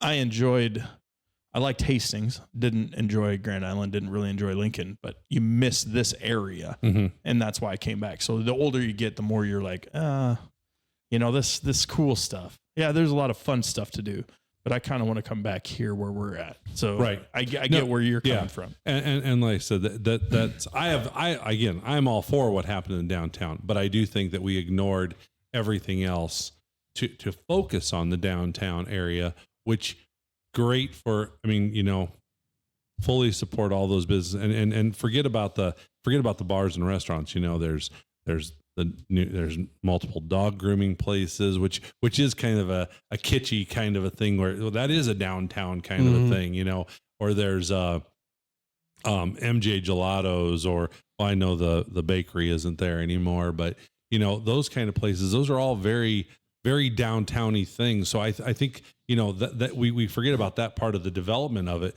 But when was the last time we did something on, Omaha Avenue? Omaha Avenue has a lot of traffic go through it. Mm-hmm. So what are we doing? What are we doing in Omaha Avenue to make that look, I'm not going to name any of the businesses, but that are sitting in buildings that have been there for 60 years, long time, that still look exactly, they just are a little more faded than they were when I was a kid, so, and then not that the city has to, but if we're going to, you need to look, it's not just about, I guess it would have to be buy-in from the owners of those buildings too. Yeah, right? Absolutely. Right. But again, we're spending all kinds of money to make sure we can attract new businesses. How about we spend a little money making sure our current business owners can upgrade their facilities? Or, I said, that's a whole, I know that's a question. It's almost like cell phone companies, they get you and then they don't never give you deals when you're a current client. Right. Exactly. On that note, did you know that certain credit card companies, if you go in on their 0% interest for 15 months, did you know that at 15 months and 1 day, they will renew that? And you can do that forever. Really? See, financial. If you close, so you have to close out and then reapply? No, literally every 15 months, I have one credit card. Every 15 months, I call them and ask, can I get a new 0% deal? And they're like, yeah, Mr. Jensen, you've always made your payments on time. You have a zero balance with us right now. So yeah, we'll gladly renew you for another 0%. Well, there's the key, because most people use that 0% and don't pay pay their bill on time. That's the thing about the thing about it is you got to pay your bills. But, I didn't know that though. That's a good because what happens is you think you're getting it renewed. Well, yeah, but everything that was sitting in there that now, because it has to come out of it for 1 day. So if you got a 15-month. It's 15 months and 1 day before you can get a new deal. So that way, all that money that's sitting in there is now back is getting interest, and it doesn't go into the new stuff. Right. But all your new purchases do. So it's interesting. There's a lot of things, a lot of neat little things out there like that. So I didn't know that at all. Can you speak on future street plans that you may want to do, or many of our streets need attention? How will you fight for what you think needs to be done? So, one of the things that we have to realize in our city is that, is first of all, it's fiscal responsibility, right? And what does fiscal responsibility mean? Let's deal with it for us. It means if I want to buy something and I don't want to use that credit card, that means I have to save money to do it before I can do it, right? If I don't want to go into debt. Maybe it means, I spend a lot of time working with people's budgets and showing them, well, look at that. What do you mean you can't do these things you want to do? You've got $500 a month. No, I don't. I've got like $50 a month. Well, then when we did your whole budget, you did not tell me something that's in there. Yeah. What it ends up being is coffee from Starbucks, buying a pop in at Jerry's when you're getting gas or whatever it is. Right. So, you don't realize how much you're spending and all these other things that causes you not to have money. So it's being fiscally responsible. So for me, when it comes to roads, the very first thing is you've got to have a prioritized plan. My big problem with the Yes initiative, the Yes vote, yeah. Yep. My big problem with that, more so than anything else, was why are city streets, which are a line item in our budget, why are we putting? Why should we be voting on that? Right. We shouldn't be voting on. It shouldn't even be a bond issue. Right. It should be. We need to be keeping up with this stuff every single year, and you've got to prioritize. It's kind of a financial planning thing that, like, if you can't pay your bills, why are you buying extra stuff? Exactly. Right. If and that's a bill. We didn't like that initiative anyway because we don't like all that stuff bunched together. So put them all in one, separate them out. Yeah. Oh, absolutely. Yeah. Absolutely. I mean, the first of all, the fact that you put roads on there, I thought was just, that was a load. But second of all, the police department, I think that's by itself. That passes. Shouldn't. Yeah. That might have been as close to unanimous vote you've ever seen. Everything would have passed besides the aquatic center. Absolutely. Everything would have passed except the aquatic center. I know that. I mean, you just talk to enough people who are like, well, we'd love to upgrade Tahoe, but what do we need a second aquatic center for? Why do we have the Y and, and all these things? So it was interesting. Yeah, it was. Yeah. I was wondering if you were going to bring that up or not, but well, that's the thing about roads is it wasn't a priority. Right. And which means that, well, wait a minute. If we found 35% of the money we found in the Norfolk budget to do Johnson's Park, why couldn't? That's what's frustrating. Right? And I've always brought that up is like, yeah, the money came out, but you're still paying a lot of money. Like it's whatever. I don't live in Norfolk. It's fine. It's and some like people you said, say water that under the bridge. some roads they get taken care of. You had the Benjamin project. We had the Michigan Avenue. The Michigan project. What else was there? Wasn't there some they kind of did some, part of that roundabout and everything on First Street was First part Street of that deal. So, there were some. There's you've just like clicked down all the things that all the hot button issues. Just make me kind of go, gosh, I'm a cat and you just stroked my fur all the wrong way. Thanks, Zach. You're welcome. You're welcome. But as far, are you planning to fight for some of your streets in your ward? How is that? People kind of want to hear that. Well, in Ward 3, we're blessed in Ward 3. It's the newer part of town. Mm-hmm. So, but the one thing that I always like, you're going to hear it throughout the entire time. If I get elected, you'll hear it. But is you're going to hear me talk about Gary Jackson. He was one of my better friends in this world, and Gary he'd say, "Hey, you got a minute?" Yeah, and so I'd get in his pick and we'd just go around driving around, and we always stayed. And he's like, "What's my ward, Jeff?" He goes, "It's your ward too." I'm like, he's like, "I'm just double checking to make sure everything's right." He'd go up to city workers and he'd be like, "Hey, can I ask you a question?" And he'd ask them questions, and he wouldn't tell them who he was. Right. And then he'd get candid answers from some of these city workers, and he'd take it back and he'd use that. And so, like I said, later on in Gary's health deteriorated to the point where he wasn't able to do it as much, but he drove those streets and he made himself available to talk to and hear what people are saying. And, I don't want to say this too loudly because sidewalks are only half the city's responsibility. Right. But I will tell you this, if you walk my 2-mile route that I walk in the mornings, you would wish the sidewalks would get fixed. So I don't even care if it's just all the cracks would get ground even, because I literally have to spend my walk looking down at the sidewalk so I can step over all the stuff that's going on. And that's in one of the newer parts of town. I mean, I can only imagine if I drove through Ward, my mom and sister live in Ward 1. So, and so I've been around Ward 1 a lot, but I can only imagine what, we've talked about that on some other podcasts too, where if it was done right, if it was planned well and done right efficiently the first time, those problems may not be arising either. Well, instead of cutting costs. Yeah. Again, it's like I said, when you build a budget for your house, what do you prioritize food first? Very first thing, I would guarantee you everybody prioritize first is rent or mortgage payment, right? That's why those are great things. No one ever misses those payments if they can't, because they need a place to live. Right. Second thing, utilities. Third thing, food. Fourth thing, clothes, right? Everything else will fall by the wayside if you can cover those 4 basic things. Right. And you wonder, has our city prioritized our budget that exact same way? Have we said, listen, what's number one? Number one is our roads, our parks, our whatever, our payroll, right? Our payroll is probably our number one thing that we have to worry about is our payroll. Well, that of course is going to make it into the budget, period. And sorry, right. You gotta pay your people. But are we looking at and saying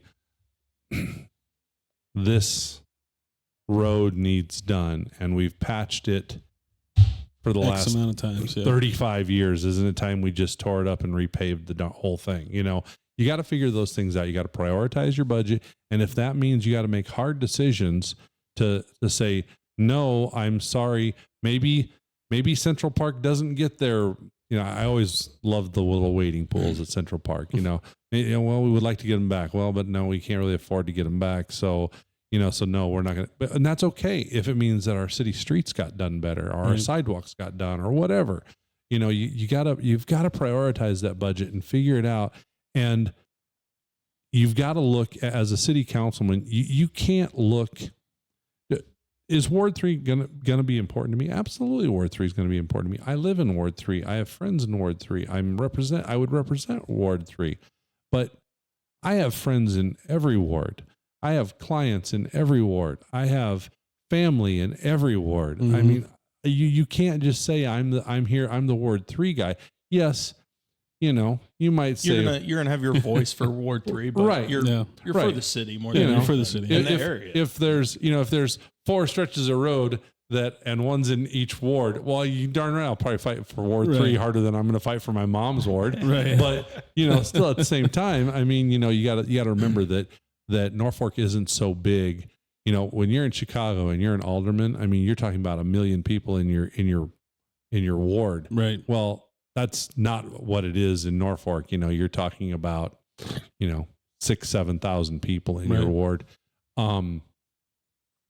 And so you can't just say, you can look at the whole thing and prioritize. Mm-hmm. And if you're a really good city councilman, I would guarantee you that you would prioritize Benjamin Avenue, which is not in Ward 3, First Street, which is not in Ward 3. Your main thoroughfares. Right. Mm-hmm. I mean, you would look at those first and say, those are the ones that we got to make sure are taken care of. Right. Because they get the most traffic on them. So right.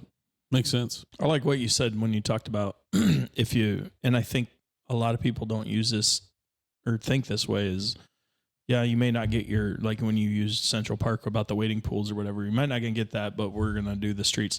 And a lot of people, I think some people, not everybody, but some people don't have the faith in the public to see that type of stuff or not smart enough to realize.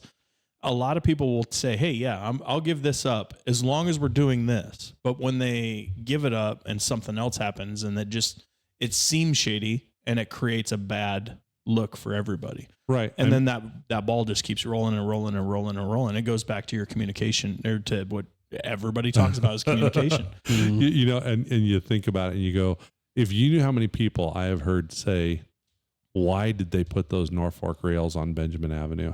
How big of an expense? Because we all know that next winter, it was very first really big snowstorm we get. At least 2 or 3 of them are going to get damaged. Yeah. Okay. So, and then how expensive is it to replace them? Right. And did we make a good decision by doing that? And you just sometimes beautification of our town is one thing, but just the simple nuts and bolts of everyday life in Norfolk is a lot more important to me than if, I mean, beautification is important, but guess what? I have a good friend of my son's. He did a beautification project right there by the between the Hy-Vees. He put in all these flowers and stuff, and the flood wiped it all out. And you go back, and it didn't get redone by Norfolk. And you think, so it just makes you think. For me, it's like, well, is that going to happen everywhere? Is that going to happen in Johnson's Park? Right. If things start falling apart, we're not going to take care of it. Goes to the wayside. Yeah. I mean, those rails, one gets knocked over and broken off. Are we going to wait for the rest of them to get broken? Yeah, exactly. Just wait for the rest of them to go, because they're all going to go eventually, right? So. Yeah, that's interesting. You brought up some interesting points. We're going to move on just a little bit here. What are your thoughts on tax increment financing? Tax increment financing, aka TIF. Yes.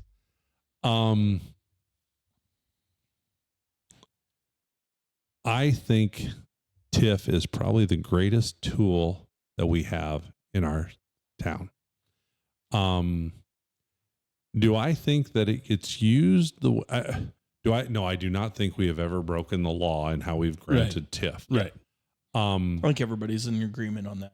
Right. I would think so. Some people might think in a different way, but most critical thinkers. I don't think. I mean, I think you. I think the walls around TIF. The law is so broad. Yeah, right. That's the thing. It's hard to break. The law is made out of rubber bands. If you push far enough, it's going to go. Right. Yeah. So, but it's literally the greatest thing that we have to do things in our city, to make things happen. And when you start looking at what did we do, what are we using them for, what did we do? Have we ever used any TIF to build middle class housing? We bring that up a lot, that it hasn't been used for stuff like that besides apartment complexes. Yeah. Apartments. So you TIF actually gets me into the heart of what I look at. Mm-hmm. So how do you stop the brain drain? You stop the brain drain by making sure those children who are growing up love the town of Norfolk, not just because it's a great place to live, because they don't see that when they're a kid. Like you said, it takes them to be 35, 42 years old before you get moved back. So maybe the brain drain isn't as big of a thing, but why, every year Norfolk High, or the town of Norfolk, has someone who aces their ACT and is one of the top intelligent people in the state. And yet how many of those come back to Norfolk? Mm-hmm. Is it because they don't have the job they want? Well, guess what? Engineering is pretty big in Norfolk. I mean, you'd be hard pressed not to find a place in Norfolk that wouldn't take a top-notch engineer or a top-notch doctor or whatever. Yeah. We'd get them back in a heartbeat. Right. So you gotta have them going, boy, I had so much fun growing up in Norfolk. Okay. Well, okay. What does that mean? That means we got to get more businesses, right? Well, why aren't we getting more? I mean, Kohl's, what a great thing, right? Right. That's great. Why don't we have more, like Norpark? I was never really here when Norpark was a thing, mm-hmm. but I went in there one time and looked, and I was like, man, that would have been awesome. North Sports. North Sports. Okay. Okay. Okay. Like with the batting cages and the batting cages, exactly. Boats, go-karts, right. mini golf. That would have been what a great thing. That was fun. I loved it when I was a kid. Right. Exactly. So what happened there, but why can't, we don't have those things. So kids are, and like all my kids, they're 19 to 24, right? Not a one of, they all either in college or one, the oldest still does live here, but he's just living here temporarily until he can get to go somewhere else. So, there's not enough to do. Okay. I get that. So that's your first part. I have to go to Omaha to shop. I have to go to Omaha if I want to go. You would think we'd have a public shooting range. Even my one son, right. I have to take him. Him and I go every couple of months to go shooting up in Omaha at a shooting range. Granted, that's in the wintertime. In the summertime, we can go. Right. There's somewhere. There's a few private ones around here. Yeah, exactly. Or club ones. Yeah, right. But so there's all these things that we could be doing. We aren't attracting them. Okay, so then why not? Well, one of the main reasons why we don't get those places here is when they look at it, because, you know, Staples where Hy-Vee West was owned by Staples before Hy-Vee bought, right? So why didn't we get that tubing plant, right? Well, all the reasons are the same. If you dig in, there's not enough housing for my management team that I have to bring in, because, you know, let's face it, 80%, Norfolk doesn't have an employment problem. So if a new place comes in, at some point we've got to, they got to bring people. They got to bring people with them. Right. Well, what are they going to do? Go buy a house that 10 years ago I spent $105,000 on that has a valuation of $230,000? Right. I mean, you know, that's a whole nother story. But you know, so that means that houses that we've grown too fast because there's not enough, right? That's the problem, is there's not enough housing. So we got to build up that. Well, then so now how do we get, well, you got to have roads. Well, see, and all of a sudden we just came full circle back around, like how all those interconnect, and TIF is what can drive all of that, right? TIF can drive getting a new, not that One and Eeks don't do a great job. Shout out, guys. But it was sure nice to have an Office Max in town. Yeah. You know, so that was nice but it's gone now. And, you know, I'm not saying that could have been fixed by Norfolk City Council, but why isn't there something to replace it? You know, why isn't there a Staples? Why, when you go to, and I hate using other towns as an example, but let's face it, if you look at Columbus, they are literally, in terms of population, they're we're literally very close to being the same city. We're not at all. So don't get me wrong when I say that, but gosh, they've got more. They've got more in Columbus than we have here.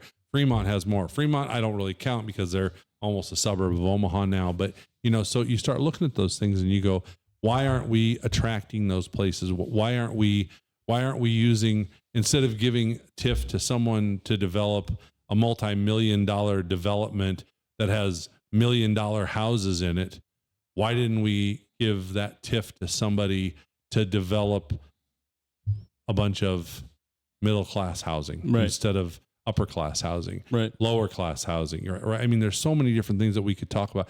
Housing. It's the middle range. It's the mid-range homes that are not in abundance. Right. Yeah. So if you're a double income family, you've got a wife who maybe makes somewhere between 30 and 50,000. If you're lucky, a husband who makes between 50 and 80,000.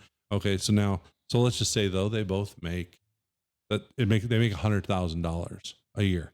Well, that should be a fairly good income. I mean, you know, it is, but wow, I want to buy a house and I have to buy a $350,000 house. I just can't afford it. So I don't want to get transferred to Norfolk. Right.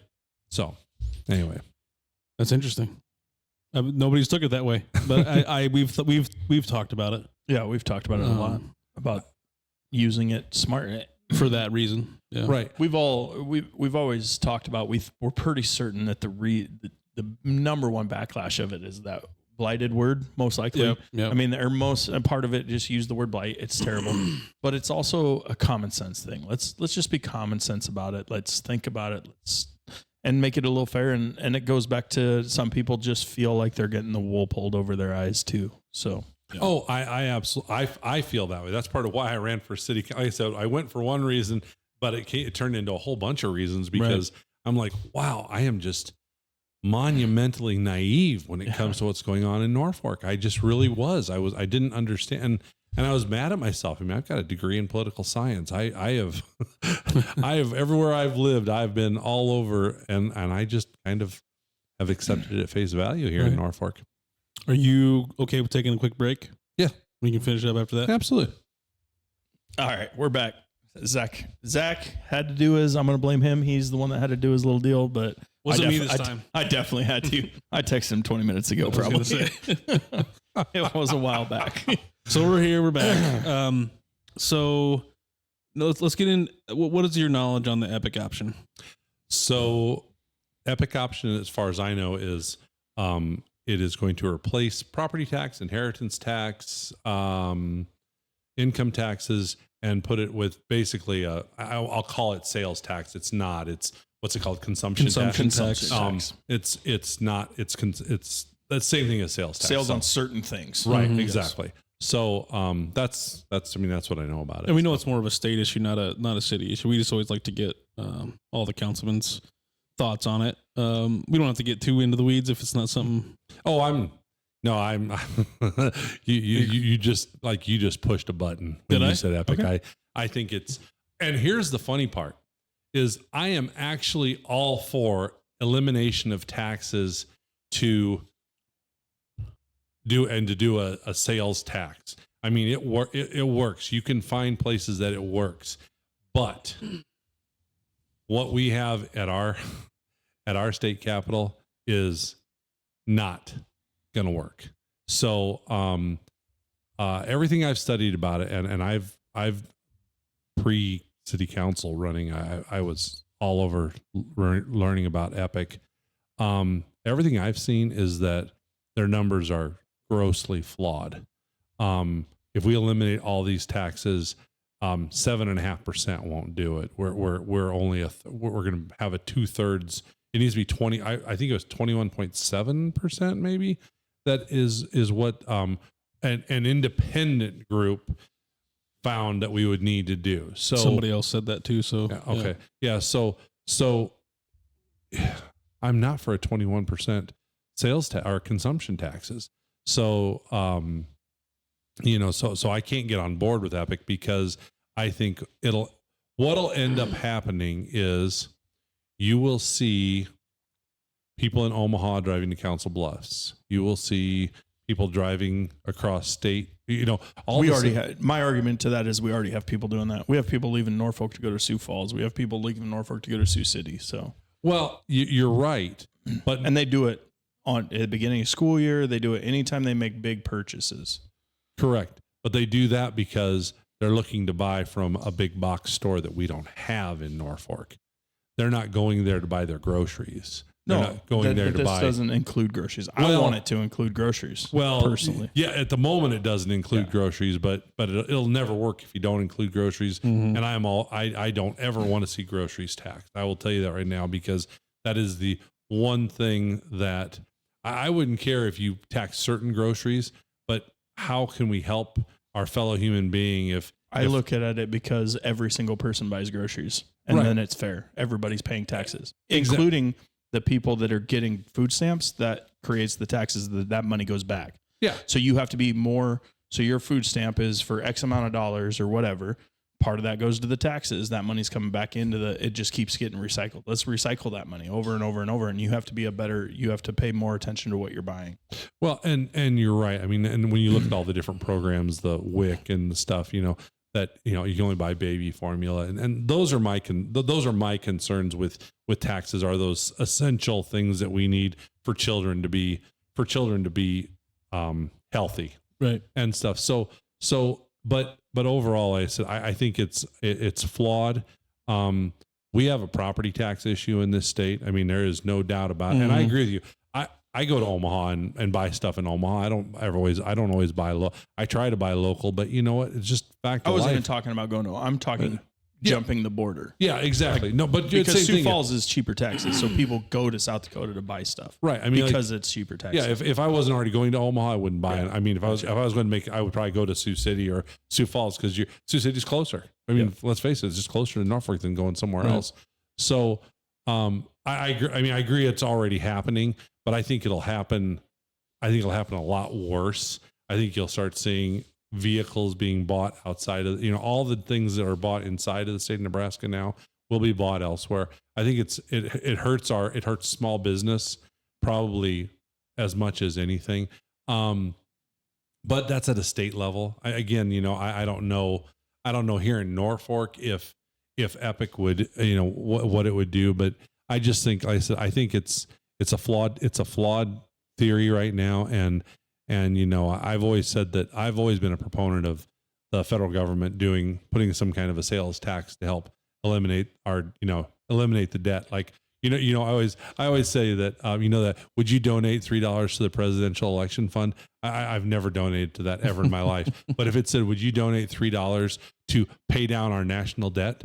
Automatically, I'd check it and I'd say, I wouldn't, because they need to stop spending the money. That's tell them to stop spending the money, and then I don't want to pay a dime to them. So I'm not giving them another $3. You're right. But if you could balance the budget, yes, I'll pay $3 extra. $3 is going to balance it. Well, but like I said, like if I said I have my taxes have 4 people on them, and now I'm gonna pay $12, so I'm gonna pay $12 towards the national debt. If 368 million citizens. Okay.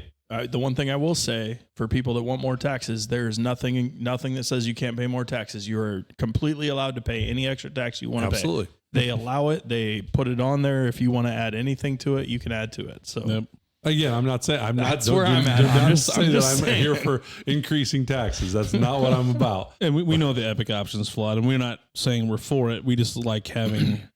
We like that it's making people have conversations. Absolutely. It gets people thinking, and then all of a sudden, if you think about this, then what can we do in Norfolk? Right.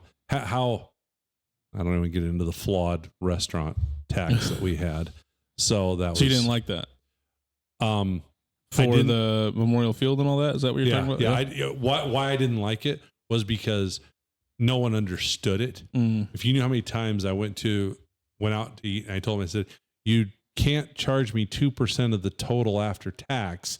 You have to charge me here's the number. You charge me sales tax on that number, and you charge me the occupation tax on that number. Right. You don't charge me on 2% on the total. On the total, right. Yeah. You're gonna, and because what happens is the city says people don't pay attention to that though. Too. A lot of people don't. That's what you're right. And again, comes back to being fiscally responsible, right? So all of a sudden you say, because if you don't know how it works with businesses, they get said, what were your gross sales before taxes?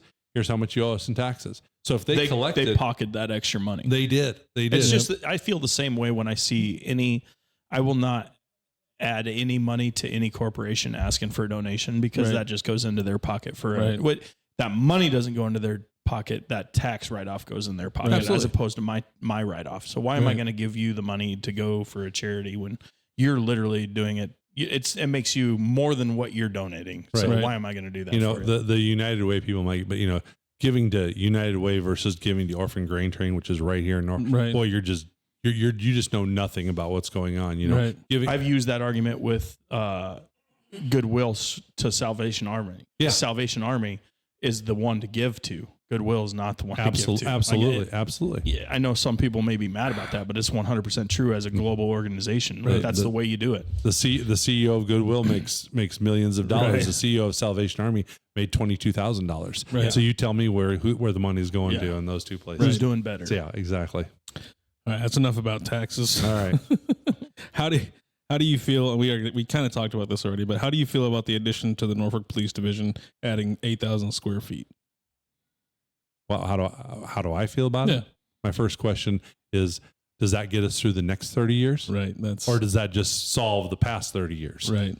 So, because if we grow the city, right, that's what it's really the hot spots or the hot points in the council and mayor races, right? Is growing the city, growing it efficiently, effectively, tax consciously, right? Is 8,000 square feet enough to get us through another 30 years? Or is that just kind of where all the evidence is going to go?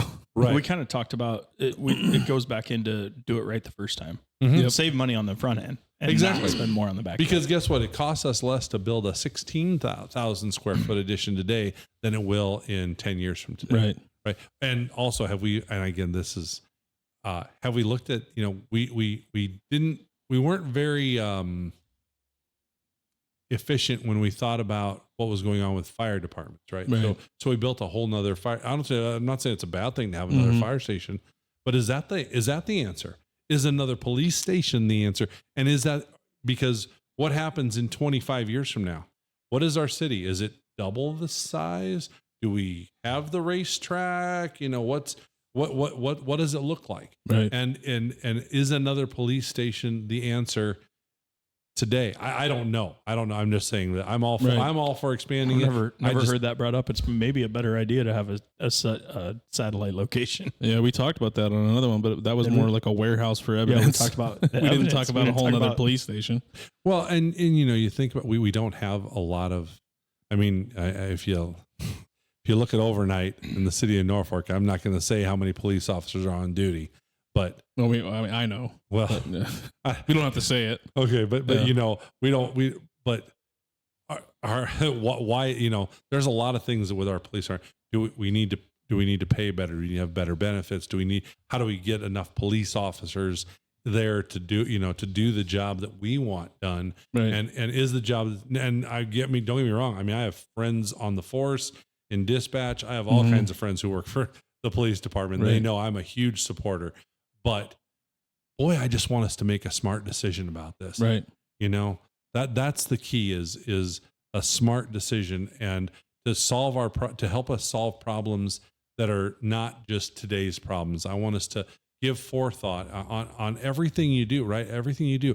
What is the end game with our police department? Is it we need more evidence base? Is that really the only thing we need? Then is it in our best interest to build it there? Do we want to develop it somewhere else? Right. So, you know, it's just there's so many things I don't know about it, but what I do know is that we need it to happen. So I never thought about that way. That is something to think about, especially if, you know, with Ho-Chunk buying that land out at Divots, you got to know that there's something coming down the pipeline where there's going to be a casino and a racetrack here at some point in the next probably 5 years. Yep, I would say so. So, yeah, you might be onto something there. I will say at least we have more on duty at night than Pittsburgh does right now. So I will say that. Yes, that's the truth. That is the truth. Okay. And with it having with doing the 0.5% sales tax, I think, you know, we could do it over more years and expand more, you know, if that's what they're going to go for. It can be done. There's, like I said, I know there's more options. There's a lot of things that we need to look at with that and make just a really, really good decision on this, because I think the future of Norfolk is dependent upon how we do with the fire department and the police department over the next 10 years. I would agree with you. Do you want to talk about the Norfolk Transit? We don't have to, because we're coming up on about 2 hours already. It's up to you though. We can keep talking. I mean, I'll keep talking as long as you want to keep talking. You know, all I'll say about it is the thought of having a great transit system is a great idea. But lack of oversight. I mean, you know, just everything that we could talk about with it is just, you know, the big buses running that have no people in them. Right. And you know, just not, you know, we hired somebody that we thought had all this experience, but I used to run a dispatch for cable in Chicago. I can guarantee you that it was run inefficiently, because we dynamically did. So it means you called in to get your cable fixed, and we can have somebody there in an hour and a half. And we had somebody, I mean, it's when you're dealing with 500,000 houses, you know, you're trying to get that done. It's hard to do. Right. So I know that it could have been done a lot better. I'm not faulting anybody for it. It just wasn't done right. I think the consensus is from everybody is it ran out too fast without thinking about it before we did it. Exactly. I think again, it became one of those. You know, we're a small city that wants to be a big city, versus a small city that needs to understand we're a small city at this point in time. And it was definitely something that they didn't have to go hit the grounds running like they did. Could have grown into it a little bit. Absolutely. And it's such a huge, but it really is a huge thing, because getting our kids to school is the whole thing. To me, that's the whole reason why that whole transit authority exists, is to get kids in school. Right. So, and our elderly population, the doctor's appointments and things like that. Exactly. Yep. It's an important thing. We just got to figure out how to do it the right way. That's absolutely. And not be a city ran thing. It needs to be private like it is, but it just needs, if we're going to take city money for it, it's got to be ran correctly. And it can't be ready, fire, aim. Right. So, so yeah, that's interesting. We're going to tie back into what you kind of talked about earlier. So that's why I didn't really elaborate on some of what you were saying, but do you feel we have an aging demographic, and how can we make sure we have population growth in the future? So, first of all, so I think it's, okay, I got to think throughout this for a second. I think it's 16% of our population. Is that, oh, do you have it up there? Yeah. Okay. So I think it's 16% of our population is over the age of 65, right? Yep. Okay. So, first of all, the thing we have to realize about that is when you look at how the population really breaks out in Norfolk, you have to realize that 5% of that 65 and older is 84 and above. Right. Okay. And then when you look at the next two levels down, right? So that means people who are 55 to 65, that is 14% of our population. As we get older and older and older, our lifespans are going longer. So that means that 16% is not going to be 16% in 10 years. It'll probably be closer. It'll probably be closer to about 25%. That's what I was going to say, is 25. So, when we get there and we get to that 25%, if we haven't addressed the problems, I mean, think about 10 years. That's not very long to say 1/4 of our population is retirement age or older. Right.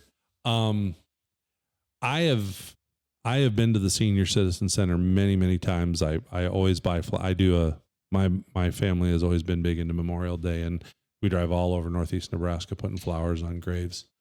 And so we always go to the Senior Citizen Center and buy their flowers that they've recycled from things, and they're wonderful. You save some money, and you know the money's going to good places, right? And I think a lot of it falls back to what we were just, when I talk about the brain drain, I think the same thing applies. You know, what is there? We've got a transit system for our elderly, but what is there to do if you're not out there volunteering your hours at your church or at Orphan Grain Train or wherever? I mean, you know, what is there for older people to do? I mean, because we don't have the old cafes that, you know, they would go and have coffee at in the mornings. You know, we don't have a bakery for them to, you know, it's, and I say them, I mean, I'm only 10 years away from being one of them. So it's more of an us thing. Right. So, we just can't stress enough how important that population group is, not just to, it's because first thing you have to remember is, more than likely, the most money you ever make in your life in 1 year will be the year before you retire, right? I mean, if you stayed at the same place, well, that would be the most money you would ever make. Okay. So the people who are retiring, they have money, they have paid off properties, right? So everything that makes the American dream what it is what they're living. And all they want is to have someone say, hey, thank you. You know, it's so easy when, you know, I was treasurer at my church for 9 years. And when someone would come in and say, hey, we need the parking lot striped. I already got the estimate for it. It's $2,300. Jeff, here's a check for $2,300. I made it out to the church. So just pass it through to them, you know, so it could count on their, as donations and stuff. And you look at that and you think, boy, that is not happening with people who are in their 20s and 30s, right?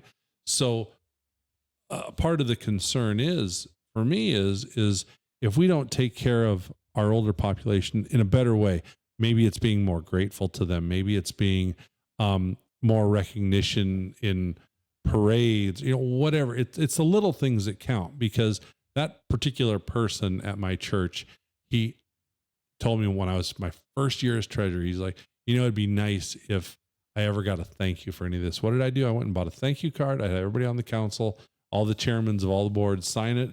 And I put it in the mail to him. And he was like, that was so nice. He goes, that's all I wanted. And I think that sums up what a lot of our older population wants and needs, is just that recognition that, hey, I'm an intelligent person.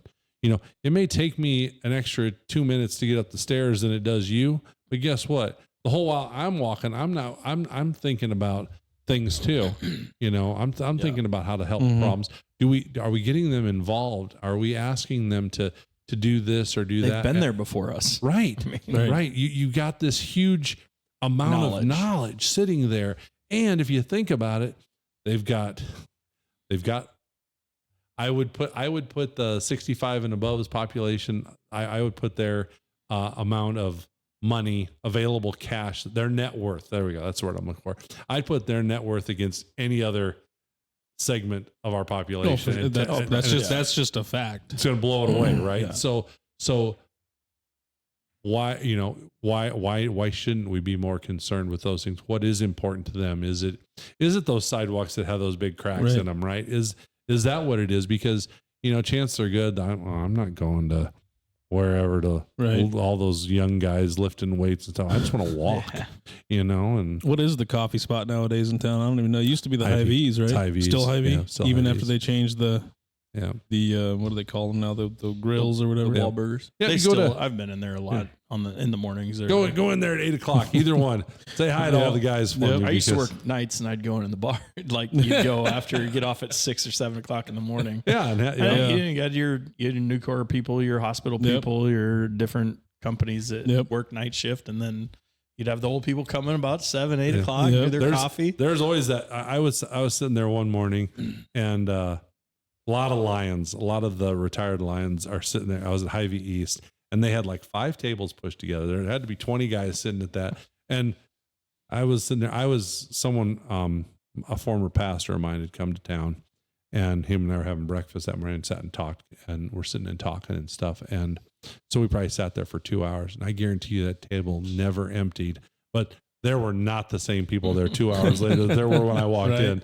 So it's just a constant flow of those things. I go there a lot of times on Veterans Day, because I'm a veteran. So I go Thank there. Thank you for your service. Thank you. I go there on Veterans Day because there's a bunch of veterans that go there for a free breakfast, and I don't really care about the free breakfast, but I do like going to those guys and saying, hey, you know, it's camaraderie type thing. It really is. It's really nice. So you know, and that's what I would say. I still think that's probably where the older generation hangs out. I've always said that would be where our best podcast would be recorded, on a breakfast a coffee club. Oh yeah, thing. We just bring the equipment and have you ever walked into the downtown coffee?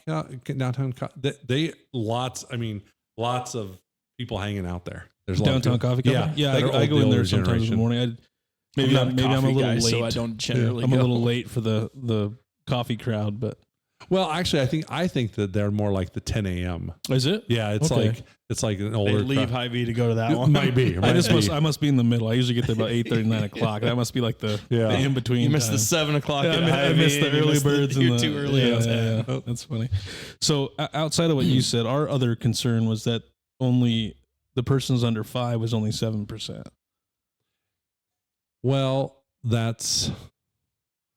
I think that speaks to a middle-aged population difference. It does. I mean, you know, that's the whole point of, you know, when we come back to the brain drain that I talk about, right?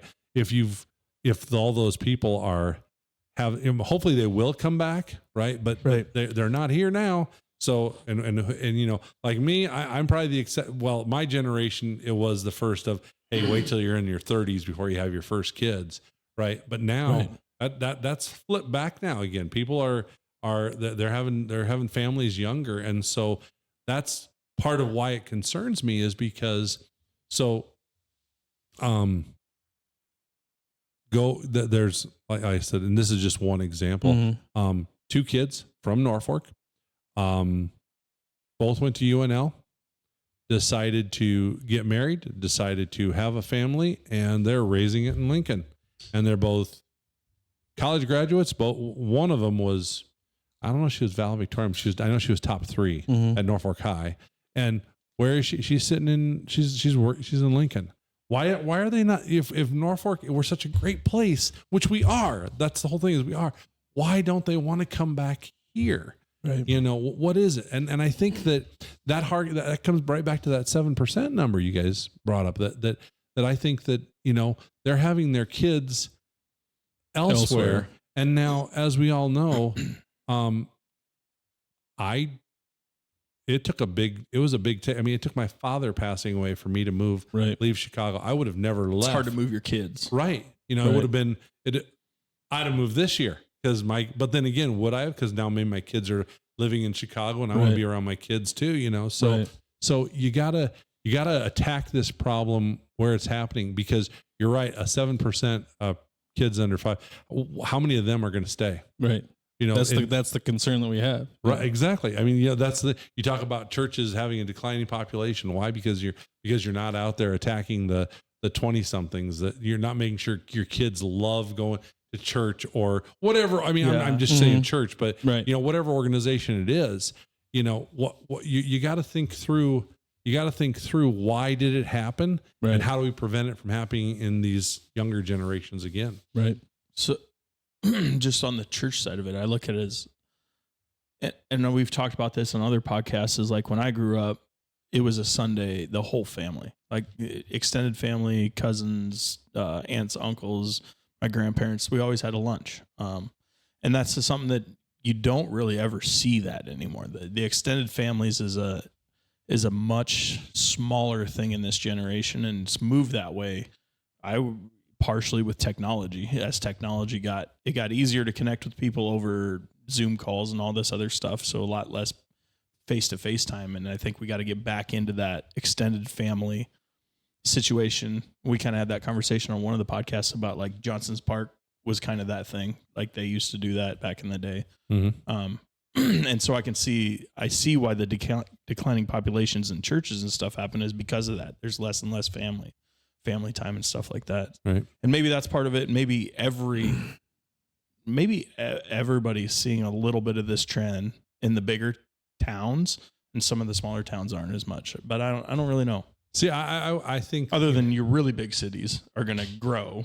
Right. And then maybe the middle ones, kind of like a Norfolk or that style. Well, and I think if we really looked things over tremendously, and I haven't done this, so I'm shooting from the hip here. Mm. I'm speaking 100% anecdotally, so it's not real.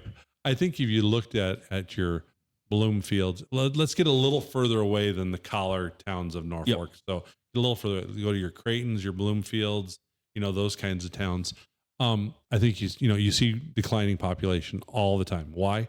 It isn't because the kids are leaving and they're not coming back. I think that the problem is really bad in the small towns, and I think it gets less and less the bigger you get. But I don't think we're at the point where it isn't a problem for us. I think we're still a small enough town that we have to be worried about it, because Omaha is, the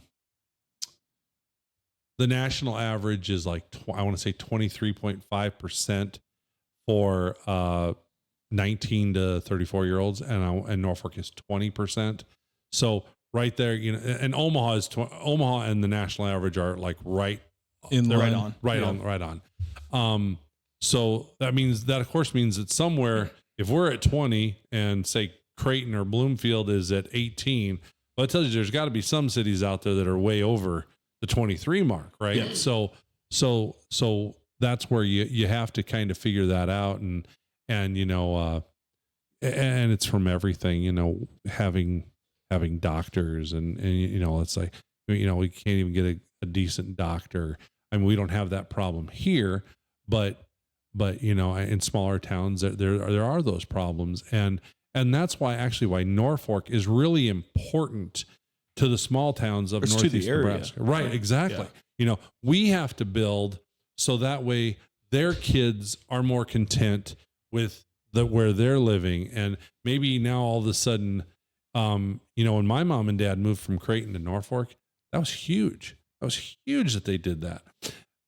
Today, moving to Creighton, it's like you haven't even moved. right? So you've got to think that, as Norfolkans, we have to be ready to say, how do we lead Northeast Nebraska? Because we are I know all these little towns in Norfolk thinks they're so great. I call it the hub. Right. It is. Zach and I both, we talk. It is. A hub. That was literally my next question, so I don't have to ask it now. So yeah, it is. It absolutely is the economic hub of Northeast Nebraska. So everything we do here, we have to remember how it affects all these other little towns around us. Why does someone in Bloomfield travel 40 minutes to Yankton instead of 48 minutes to Norfolk? Is it for the 8 minutes? I don't think it is. I think it's more of, what does Yankton have or is doing that we are not? I'm not saying Yankton's a better town than we are at all by any stretch of the imagination. Taxes. Taxes. Right? I mean, there's so many things that we can look at and say, why are we going there instead of coming here? Right. And we should, and Norfolk, we should be attacking that issue. Like every single town within a 30-mile radius of Norfolk, they should go, we want to go to Norfolk shopping, not go to Omaha, not drive through Norfolk to get to Omaha. Right. So I think we have to address that. And I think that's probably a lot bigger issue than we think it is. Right. But the thing about it is, I think that remember at the very beginning, I said everything is so intertwined, right? The brain drain, I say the brain drain is where it starts and how it all circles and meshes together. But you expand that, you solve that problem for Norfolk. Well, then you're solving all these collar community problems as well. So I think, Norfolk just needs to understand that we have to make very thoughtful, very conscientious, well thought out 20, 30, 40-year plans to make it happen, to see, here's what we want. Here's where we want to be in 30 years. How do we get there? Right. And work our way back. Right. Transparency and accountability are very important. What steps would you take to make sure the public is informed? Well, one of the thoughts I've had is I don't know how many hundreds of people I have are friends on Facebook and how many, 300, 400, 500 followers on TikTok. I want to know why we are not bigger into social media. Now, we're heavy into the papers, which is great for that 65 and older population. But I'm going to ask both of you a question. When was the last time you read the paper? I don't. And then if you say, I say, no, let me rephrase that. How many times have you read the paper with a paper, not online? Oh, right? It's been 10, 15 years. Been a long time. Exactly. 10 years probably. Exactly. So and even online, I don't pay for the subscription. So, and right. they're very selective on what they allow. Well, no, some of them they give for free. It's really weird what they allow for free and what they don't allow for free. Right. It's almost like they're pushing something. Yes, exactly. Just gonna throw that out there. Deep dark. No, don't worry. We take shots of them all the time. But yeah, you're right. So if the majority of people under the age of 50, which is the majority of the population of Norfolk, I'm not saying it's the most important. That's not what I mean. The majority. The majority of the population digests their news online. Yep. Okay. Why do we not have a larger online presence? Right. Why? I mean, put the darn webcam up every single place you see a city councilman's, whether it's, breakout room, whatever. Hey, if we're going to do a breakout, if it's a public meeting, right. Let's broadcast it. Let's podcast. I know it doesn't take much to do it. No, it's not. It doesn't take much to Rumble's free, YouTube's free, Facebook's free. I was gonna say, I hear, a local insurance agent can afford to build a podcast studio. And it's not that much. Right. So, the studio itself might have been a little more expensive, but the setup is not that bad. Well, yeah. So why aren't we doing that? And so one of the ideas that I have for greater communication is and I've just toyed with it a little bit. I'm not 100% for sure that I can do it, but I think I'm just going to, if I get elected, I think when the city council meeting is over, I'm just going to grab my phone, throw myself on TikTok and and go, hey, let's talk about what happened tonight at city council, everybody. Boom, boom, boom, boom, boom, boom, boom. Right. There you go. You got the city council minutes in 10 minutes from me. And you can probably tell from what I've told you what I feel is important and what I don't think is important. Right. And because it would be my opinions as well, but it would be informative and my opinion. And then I'd put it out there. I'd put it on Facebook. I'd put it on TikTok. I'd put it in any place where I could find a free area for me to post my thoughts and feelings on it. And then, you know what, watch the followers, right? So watch TikTok, because even haters are going to follow you. So. Exactly. Right. Exactly. Haters is where you get the most. That's where you get the most traction. You know, if you didn't know this, 51% of all Rush Limbaugh's listeners were registered Democrats. Right. I'm sure. Because they hated him. They wanted to know what to argue with him next. Right. So, you know, that's the thing. And he was controversial. I wouldn't want to be controversial, but like you said, people who don't like what's going on with city council are going to listen to the people who want to be informed just as well. And if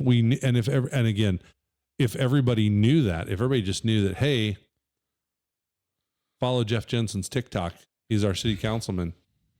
Well, at least then there'd be information out there. It might be a little biased, but you'd learn to know what my biases are. Because I'd like to say I'm not going to be biased, but then I'd be lying to you. So I'm trying really hard to make sure that, you know, transparency is going to happen too. Yeah. So that's kind of why we wanted to do this podcast, and we're trying to get it pushed out there to the masses. It's been a little more difficult than we first imagined, but that's why we're doing this, so that the city can get to know each candidate by who they are, not just by candid things or what they heard on the street or a couple 2-minute answers. You know? Yeah, exactly. So, the 2-minute answer, right? I was I'm sure you guys were. We were there. We're there too. So it's like, geez, here, explain to us this uber important thing for being our state senator, but could you please do it in 60 seconds or less? Right. Yeah, we like long form, as you can tell. Yeah, right. Do you feel that Norfolk is heading in the right direction, and where do you see the city in 5 to 10 years? So I think that Norfolk does a lot of things right. We've got super low unemployment. We're doing a lot of things right.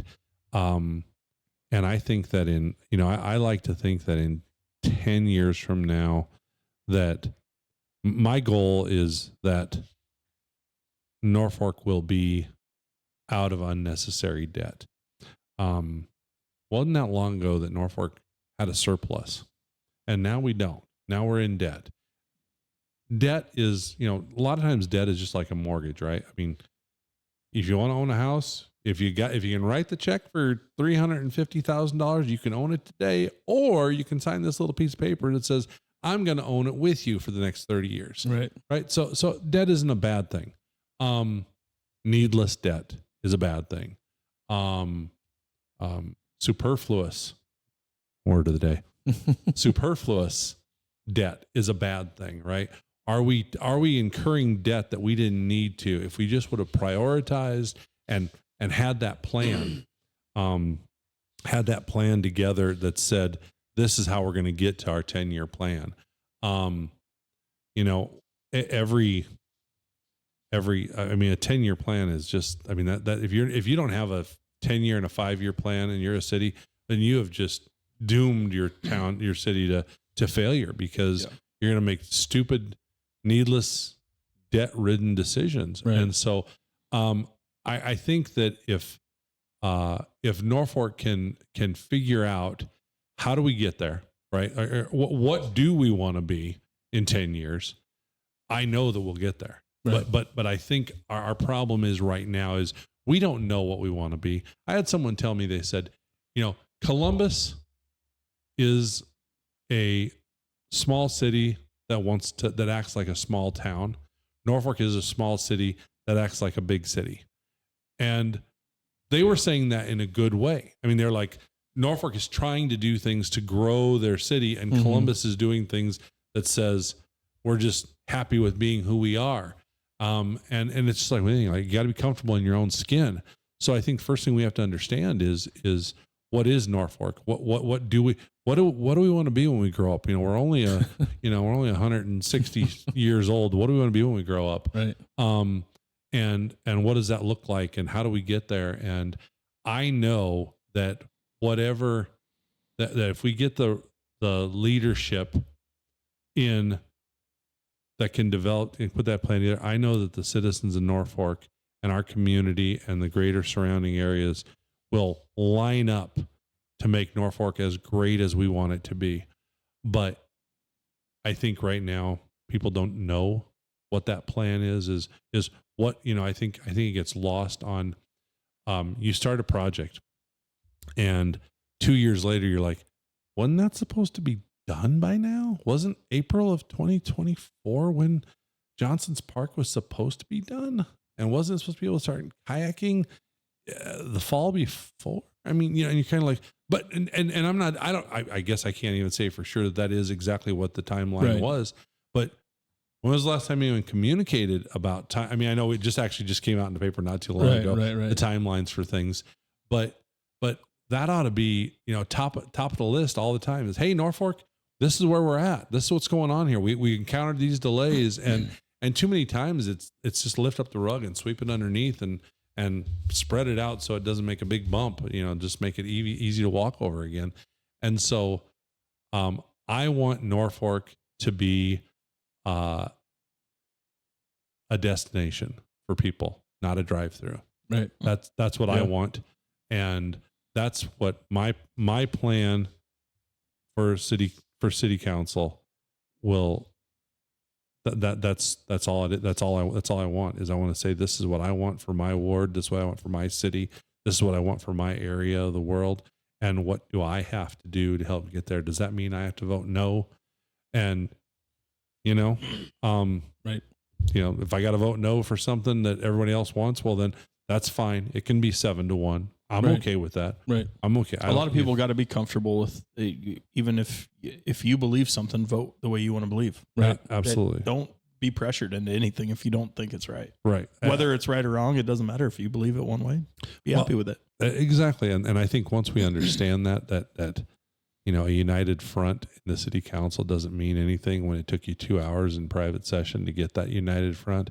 The final, the final vote shows, well, no. Maybe if we, let everybody air out their differences, and all of a sudden, wouldn't it be really nice if every city council meeting was like when they were voting to expand city limits? Wouldn't that be nice to have that kind of turnout all the time for city council meetings? And we don't, and that's part of the reason why is because a lot of times people don't really know or care. I think is part of it too. But we're hoping we see more.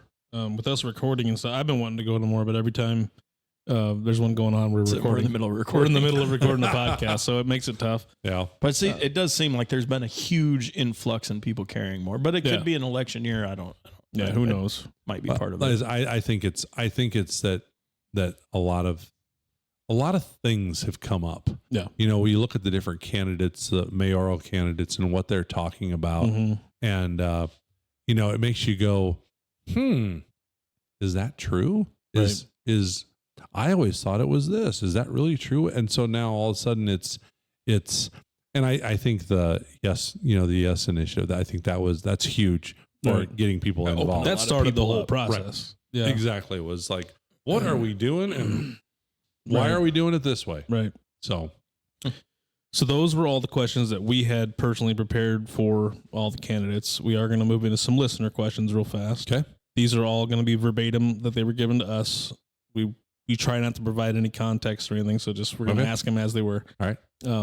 What do you see as the greatest need for Norfolk? Streets. I mean, streets and just infrastructure. I guess is how I'd really say it. Infrastructure. That's the one thing we've got to learn how to prioritize it, and we've got to learn how do you prioritize it, and how do you say no. Right. I think that's a big problem is we don't know how to say no at the council and mayor level at the moment. I think it's just, we can do that. Yeah, we can do that. Yeah, we can do that. No, we can't. So that's the biggest need for Norfolk is our infrastructure, making sure, because that's the first step in everything else that we want to do, right? If you want to build housing, well, you got to have the infrastructure that's in good shape to support a new apartment building where something that's already there. I mean, granted, if we build out, well, then that's a problem too, because now you got to build sewer lines and everything else. So really everything that we talked about tonight, it all comes back to infrastructure, and that means fiscal responsibility, and that means prioritization of what has to happen, and means saying no to things that I want Norfolk to be beautiful, but I'd rather drive through on a street that didn't have 25 potholes on it. So, right. Are we missing the mark when it comes to caring for citizens? That's a great question. Part of that is, at what point does it fall inside of the Norfolk City Council, Norfolk government to do that, versus is it our responsibility to do it, or is it our responsibility to attract private enterprise to do it? And if you really think about it, it all boils back to how big do you want your government to be, right? I tell everybody, I am not ashamed one bit to say that I am a registered nonpartisan here in Nebraska. And now I'm very proud of being nonpartisan, because I equally dislike both parties at this point in my life. So a lot of stuff that I say, talk about will resonate with Republicans. A lot of it will resonate with Democrats. And that's because I don't fall one way or the other. But so when you think about it, is it my is it the town's responsibility to make sure that this happens? Well, maybe public library, that's our responsibility. We have a wonderful public library. Is it our senior citizen center? Well, that's our responsibility too. Well, we're maybe failing a little bit on senior citizen center. Is it our responsibility though to provide parks? But is it our responsibility to provide mini golf?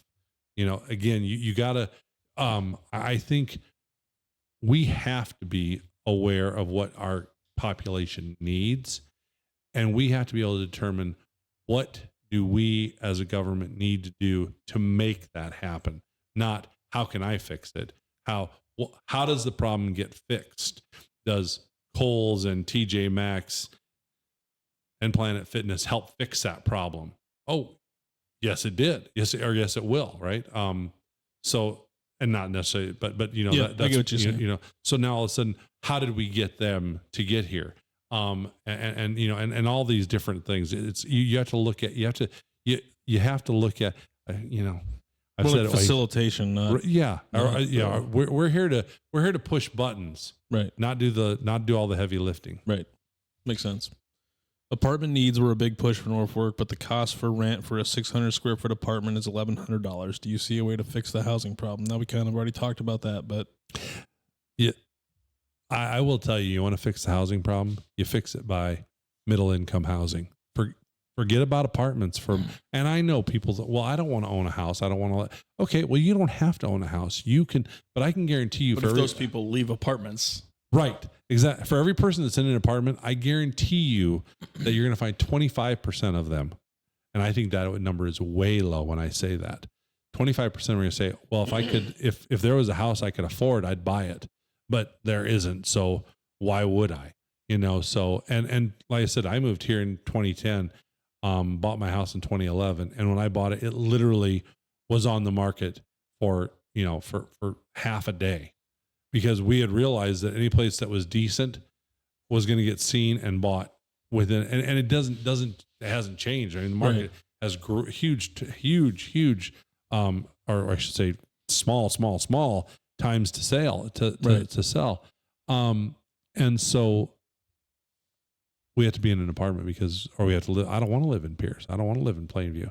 I want to live in Norfolk because that's where my job is, but I have to live in Pierce because I want to own a home and I want something that's affordable. Or I don't like living I don't want to pay $2,000 for an apartment because I mean, they're out there, right? They're here in Norfolk. $2,000 apartments are out there. $1,100 for 600 square feet. That is ridiculous. So I think the best way to solve it is through middle income housing. We get people out of apartments who want to be out of apartments. And then you'll see, again, it's all that interwebbing that I've talked about. So what kind of community involvement can we expect from you? I know you already answered some of it, but so first of all, I'm a member of Lions Club, so I have a lot of community involvement. I've been a scoutmaster up until my daughter finally she got her Eagle Scout and she turned 18, so I stepped down as being a scoutmaster. But I've been a scoutmaster for 10 years, 11 years. I still am involved in the scouting program. I'm active in my church. I have never once said no to anybody that's asked me to help them. So I think you're going to see the same things that you've always seen. Part of the reason I didn't get into this when you asked me about why am I running for city council, part of it is because my kids have gotten older. I have more time to be more involved. So, gee, Jeff, let's see. You're already spending, on average with my church volunteering and stuff too. I was spending on average a year ago. I was spending probably, I don't know, 15 to 20 hours a week doing community service. Well, a lot of those things kind of dried up a little bit. And so, well, gee, what's the best way I can get more involved? I'll run for city council. There you go. Why not? I got nothing better to do with my time. So I think that, like I said, I think people just see Jeff Jensen just like they always have. I mean, I sponsor the Toys for Tots. There you go. You guys knew that, but I didn't know that. It's huge. It's huge to me that I do that. I mean, I've always done that. My business is always I can't even tell you how long Jared and I have it just worked really well because I'm a person, not Verizon sponsored it before me. Well, now Jeff Jensen's agency sponsors it, and I used to sponsor the Easter egg hunt and a lot of things like that. So, and it's not, I don't do it. And I've told the people who do the marketing, I tell them the same thing. I'm like, if you have something that means I can sponsor something locally that I can be proud to say I'm the sponsor of, I'm all in. Right. You'll see, I always, basketball, football, playoffs. I'm always sponsoring, helping, buying advertising time for that. But I don't do it because I care about the advertising. I care because I want people to know that I care about our local community. Right. And if I can help, then I can, I try to do my best. I try to do the same thing, to be honest with you. I feel the same way. Are you open to actively showing support to all diverse groups in the community? Oh, absolutely. Absolutely. I mean, I know we touched on it. I don't see color. I don't see race. I don't care about it. I am, unfortunately, I'm a dying breed of person because I automatically assumed that when you two called me for a podcast and you said it wasn't going to out to that I 100% believed you. I didn't need to go listen to it. I believed you guys. Somebody says whatever, I believe them. I trust. And I probably shouldn't say that over that. I'm not trustworthy, but I think so. Any princes from Nigeria out there, go ahead. Right. Yes, give them an email. Exactly. I'm just a trusting soul, and I think that I think the best of people. So I don't. We're trying to kind of bring that back though, because we feel the same way.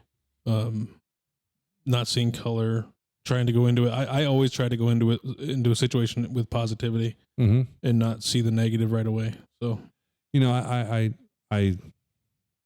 there are things in this town that are not what we like to think they were. Yeah. I think there are certain subgroups that people look at and go, he's different, she's different, and I think there's a lot of not understanding.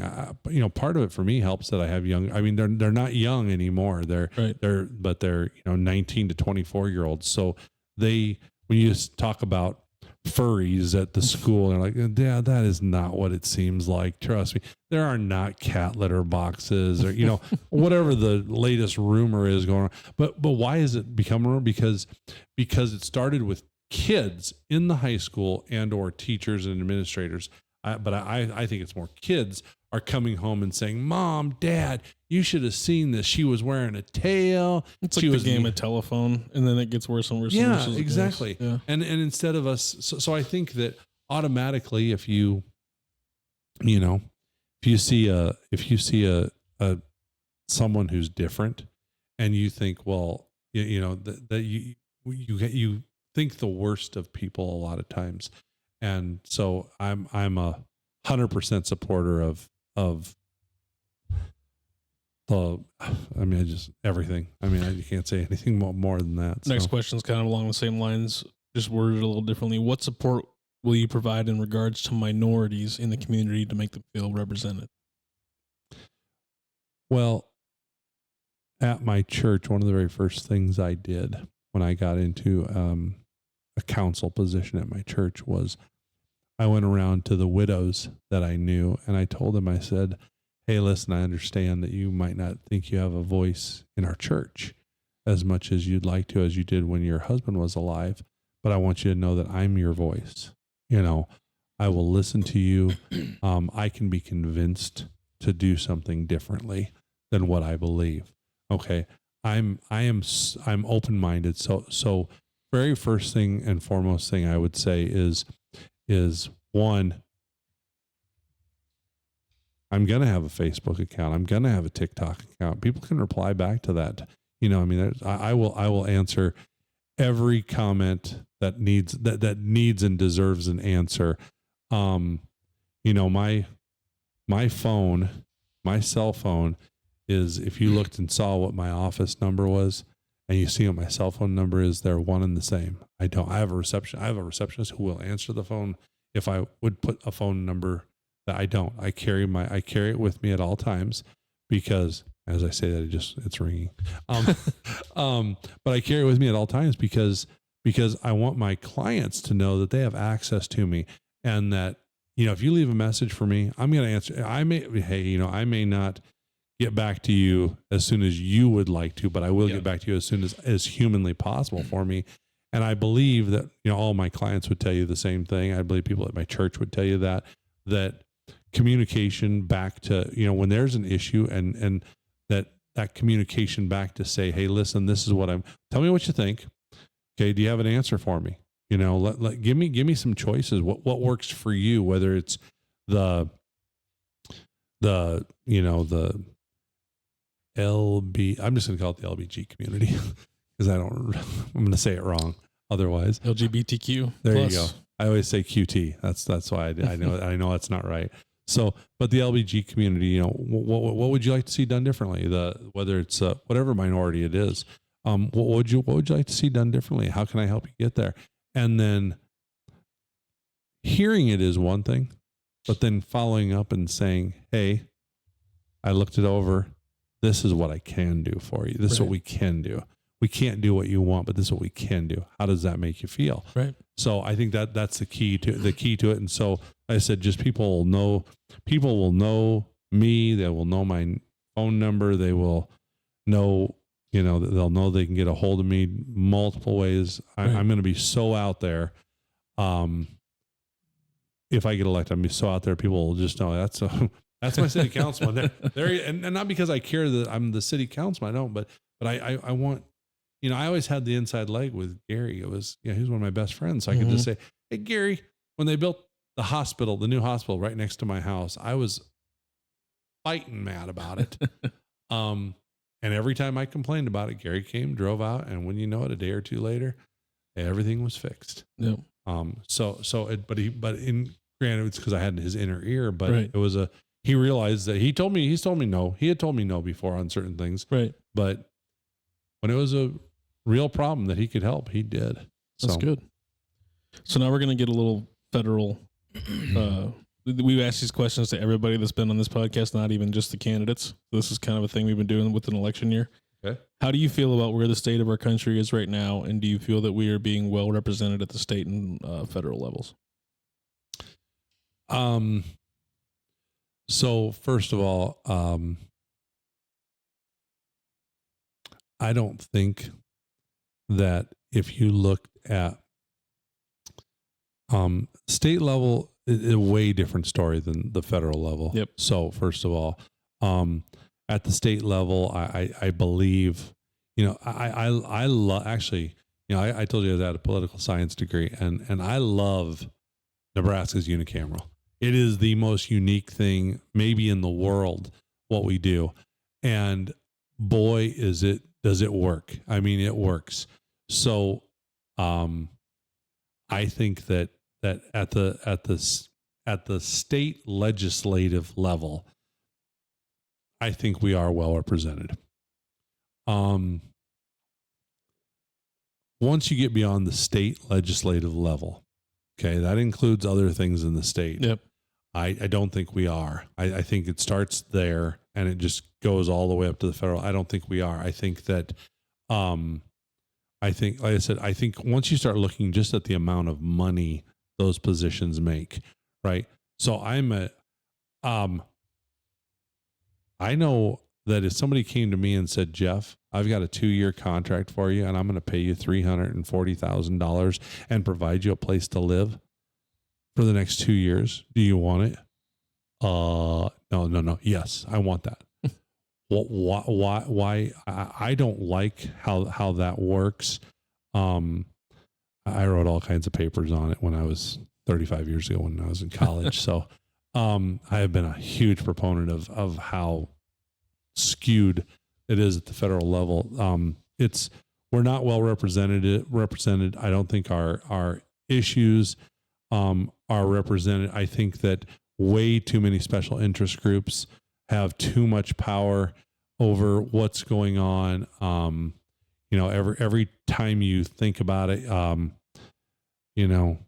we did a bank bailout so we wouldn't have to do any more bank bailouts. And here we are 12 years later buying more of them. But yeah, exactly. Yeah. So I think that we're not being heard. And unfortunately, I'm just gonna say it like I believe it, which is money begets money, right? So I have money, so I can get elected, and since I got elected, now I can make more money, so I can keep getting elected, and all I have to do is talk out of both sides of my mouth, and I'm good. Right. So,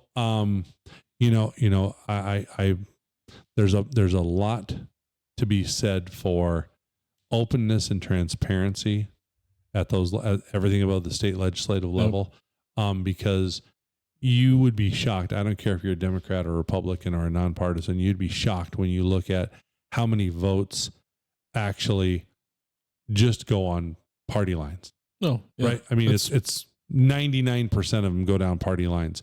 Why is that? Why? Well, it's because it isn't necessarily because that Mike Flood doesn't agree with something that a Democrat's saying. It's because, and he might, and I use Mike as an example. I'm not commenting on his state, just using him as the example. But so how many times will he be pressured to not vote for something he agrees with that's a Democratic initiative because he's a Republican with the Republican Party, and vice versa? We talk about that all the time. I just don't. The two-party system is antiquated. It needs to go away. And so how do we fix it? How do we fix it? I'm glad you asked. I'm not glad you asked. You first of all, what you have to see happen is you have to get people to understand common decency. Okay, whether or not you agreed with the guy who stood up in the middle of Barack Obama's and called him a liar, or or the Democrat who stood up to Donald Trump and called him a liar. That doesn't happen during the State of the Union address. We're adults. We have somebody who is our elected official, our superior, who's talking. Common decency says you don't call him a liar to his right in the middle of a national broadcast. Common decency says that's why we have the after the State of the Union stuff. Right. Now you call him a liar. It's okay because it's your time to speak. Call him a liar. So we don't know how to be polite. We only know how to be rude. We don't know how to prioritize our spending, right? We think that I'm a veteran. I'm all for military. I think we need a strong military. I don't know if we need a $30 billion aircraft carrier, though. I just don't know. I just don't know one aircraft carrier is worth that much, especially when it has more firepower than all but the 7 biggest navies in the world. So all the rest, 8 through the rest of the world combined cannot beat that one aircraft carrier. That overkill? Did we really need that many billions of dollars? Maybe we did. I don't know. I'm not an expert on it, but what I think is that we don't prioritize what we need and what we want according to what our constituents need and want. And so I do think that a lot of people come in their first year or two with that, gung ho, I'm going to fight for my people. But what ends up happening is in that fight, and we can use any of that, the gang, they're, AOC and all those, and that little group there. But when they first came in, they were just fighting for their precinct. That's all they were doing, trying to do the right things. Well, then all of a sudden it was doing what was right for their precinct was a little bit different from the norm. So they got all this recognition for being, now they're being different to be different. Right. Instead of going back to what does my precinct need? What does my district need? Right. And so it's lost. It's lost in money and that's just the way. Money and 15 minutes of fame. Yeah, that's nothing you can do about it. Well, no, pardon me. There's a lot we can do about it. I was gonna say. So first of all, term limits. Yeah, I always say I'd be the worst person to be a senator for Nebraska because I would go in saying I want term limits of, and if you think about it, is 18 years a long time? It's only 3 terms. That's a lot of time to be in Washington, D.C.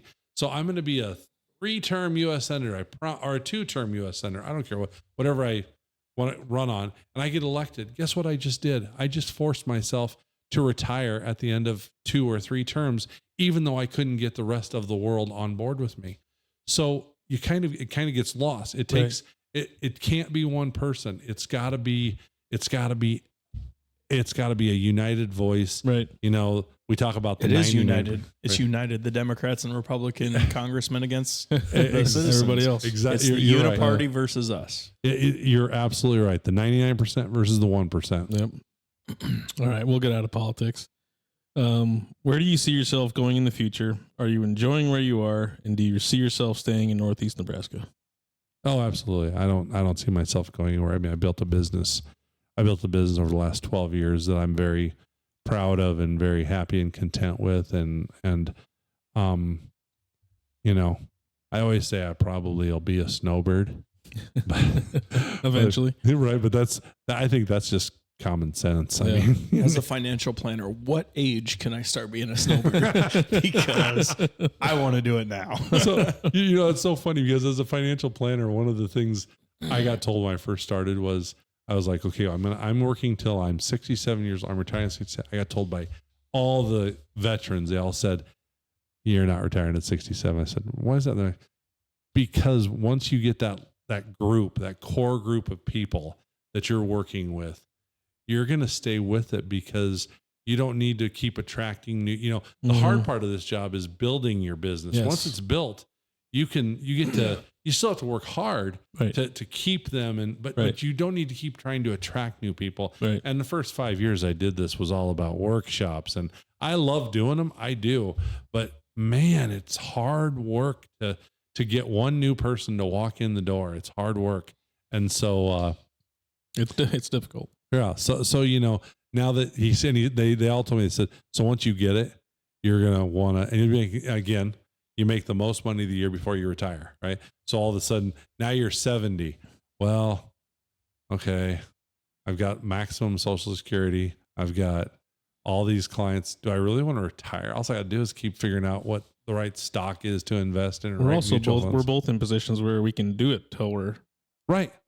Whatever, And as long as I can get in a chair that wheels me around, right? Okay, that's all I need. Right. I mean, I don't care if it's a wheelchair or an office chair. As long as it has wheels on it, I'll be good till I die. Yep. It's interesting. So yeah, I probably won't. And as you know, you can do that job. I can manage people's investments in Arizona. Right. I just have to rethink how I'm going to do that. Right. So yeah, I don't know. I don't know if I'll ever leave. I mean, I love it here. Right. So. So we want to give you a couple minutes uninterrupted to give whatever thoughts you want to our listeners.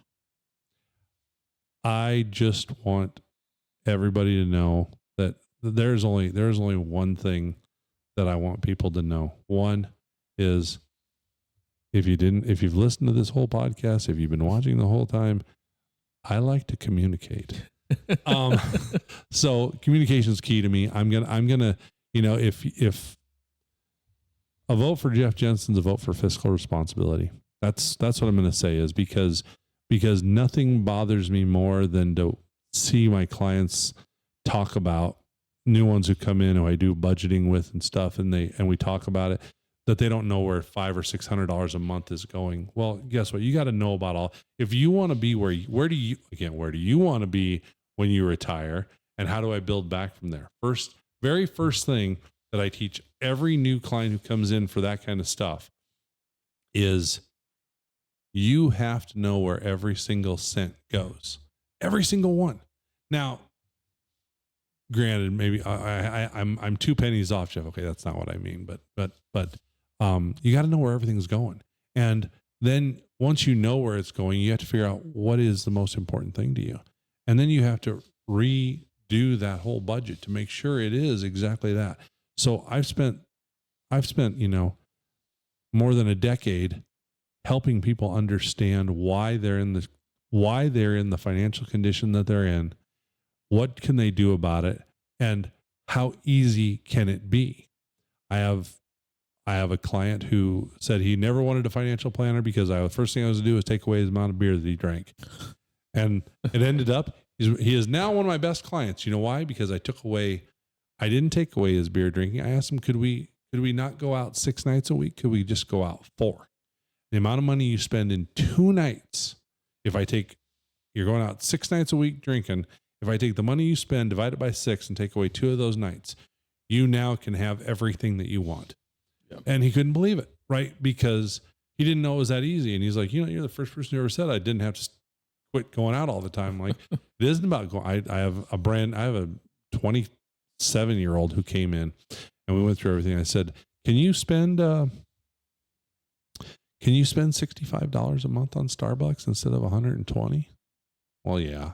Okay. All right. Well, that's okay. So now we're $60 ahead. I mean, it's just little things like that. Right. And that is what I want people to know about me. That's how I look at things.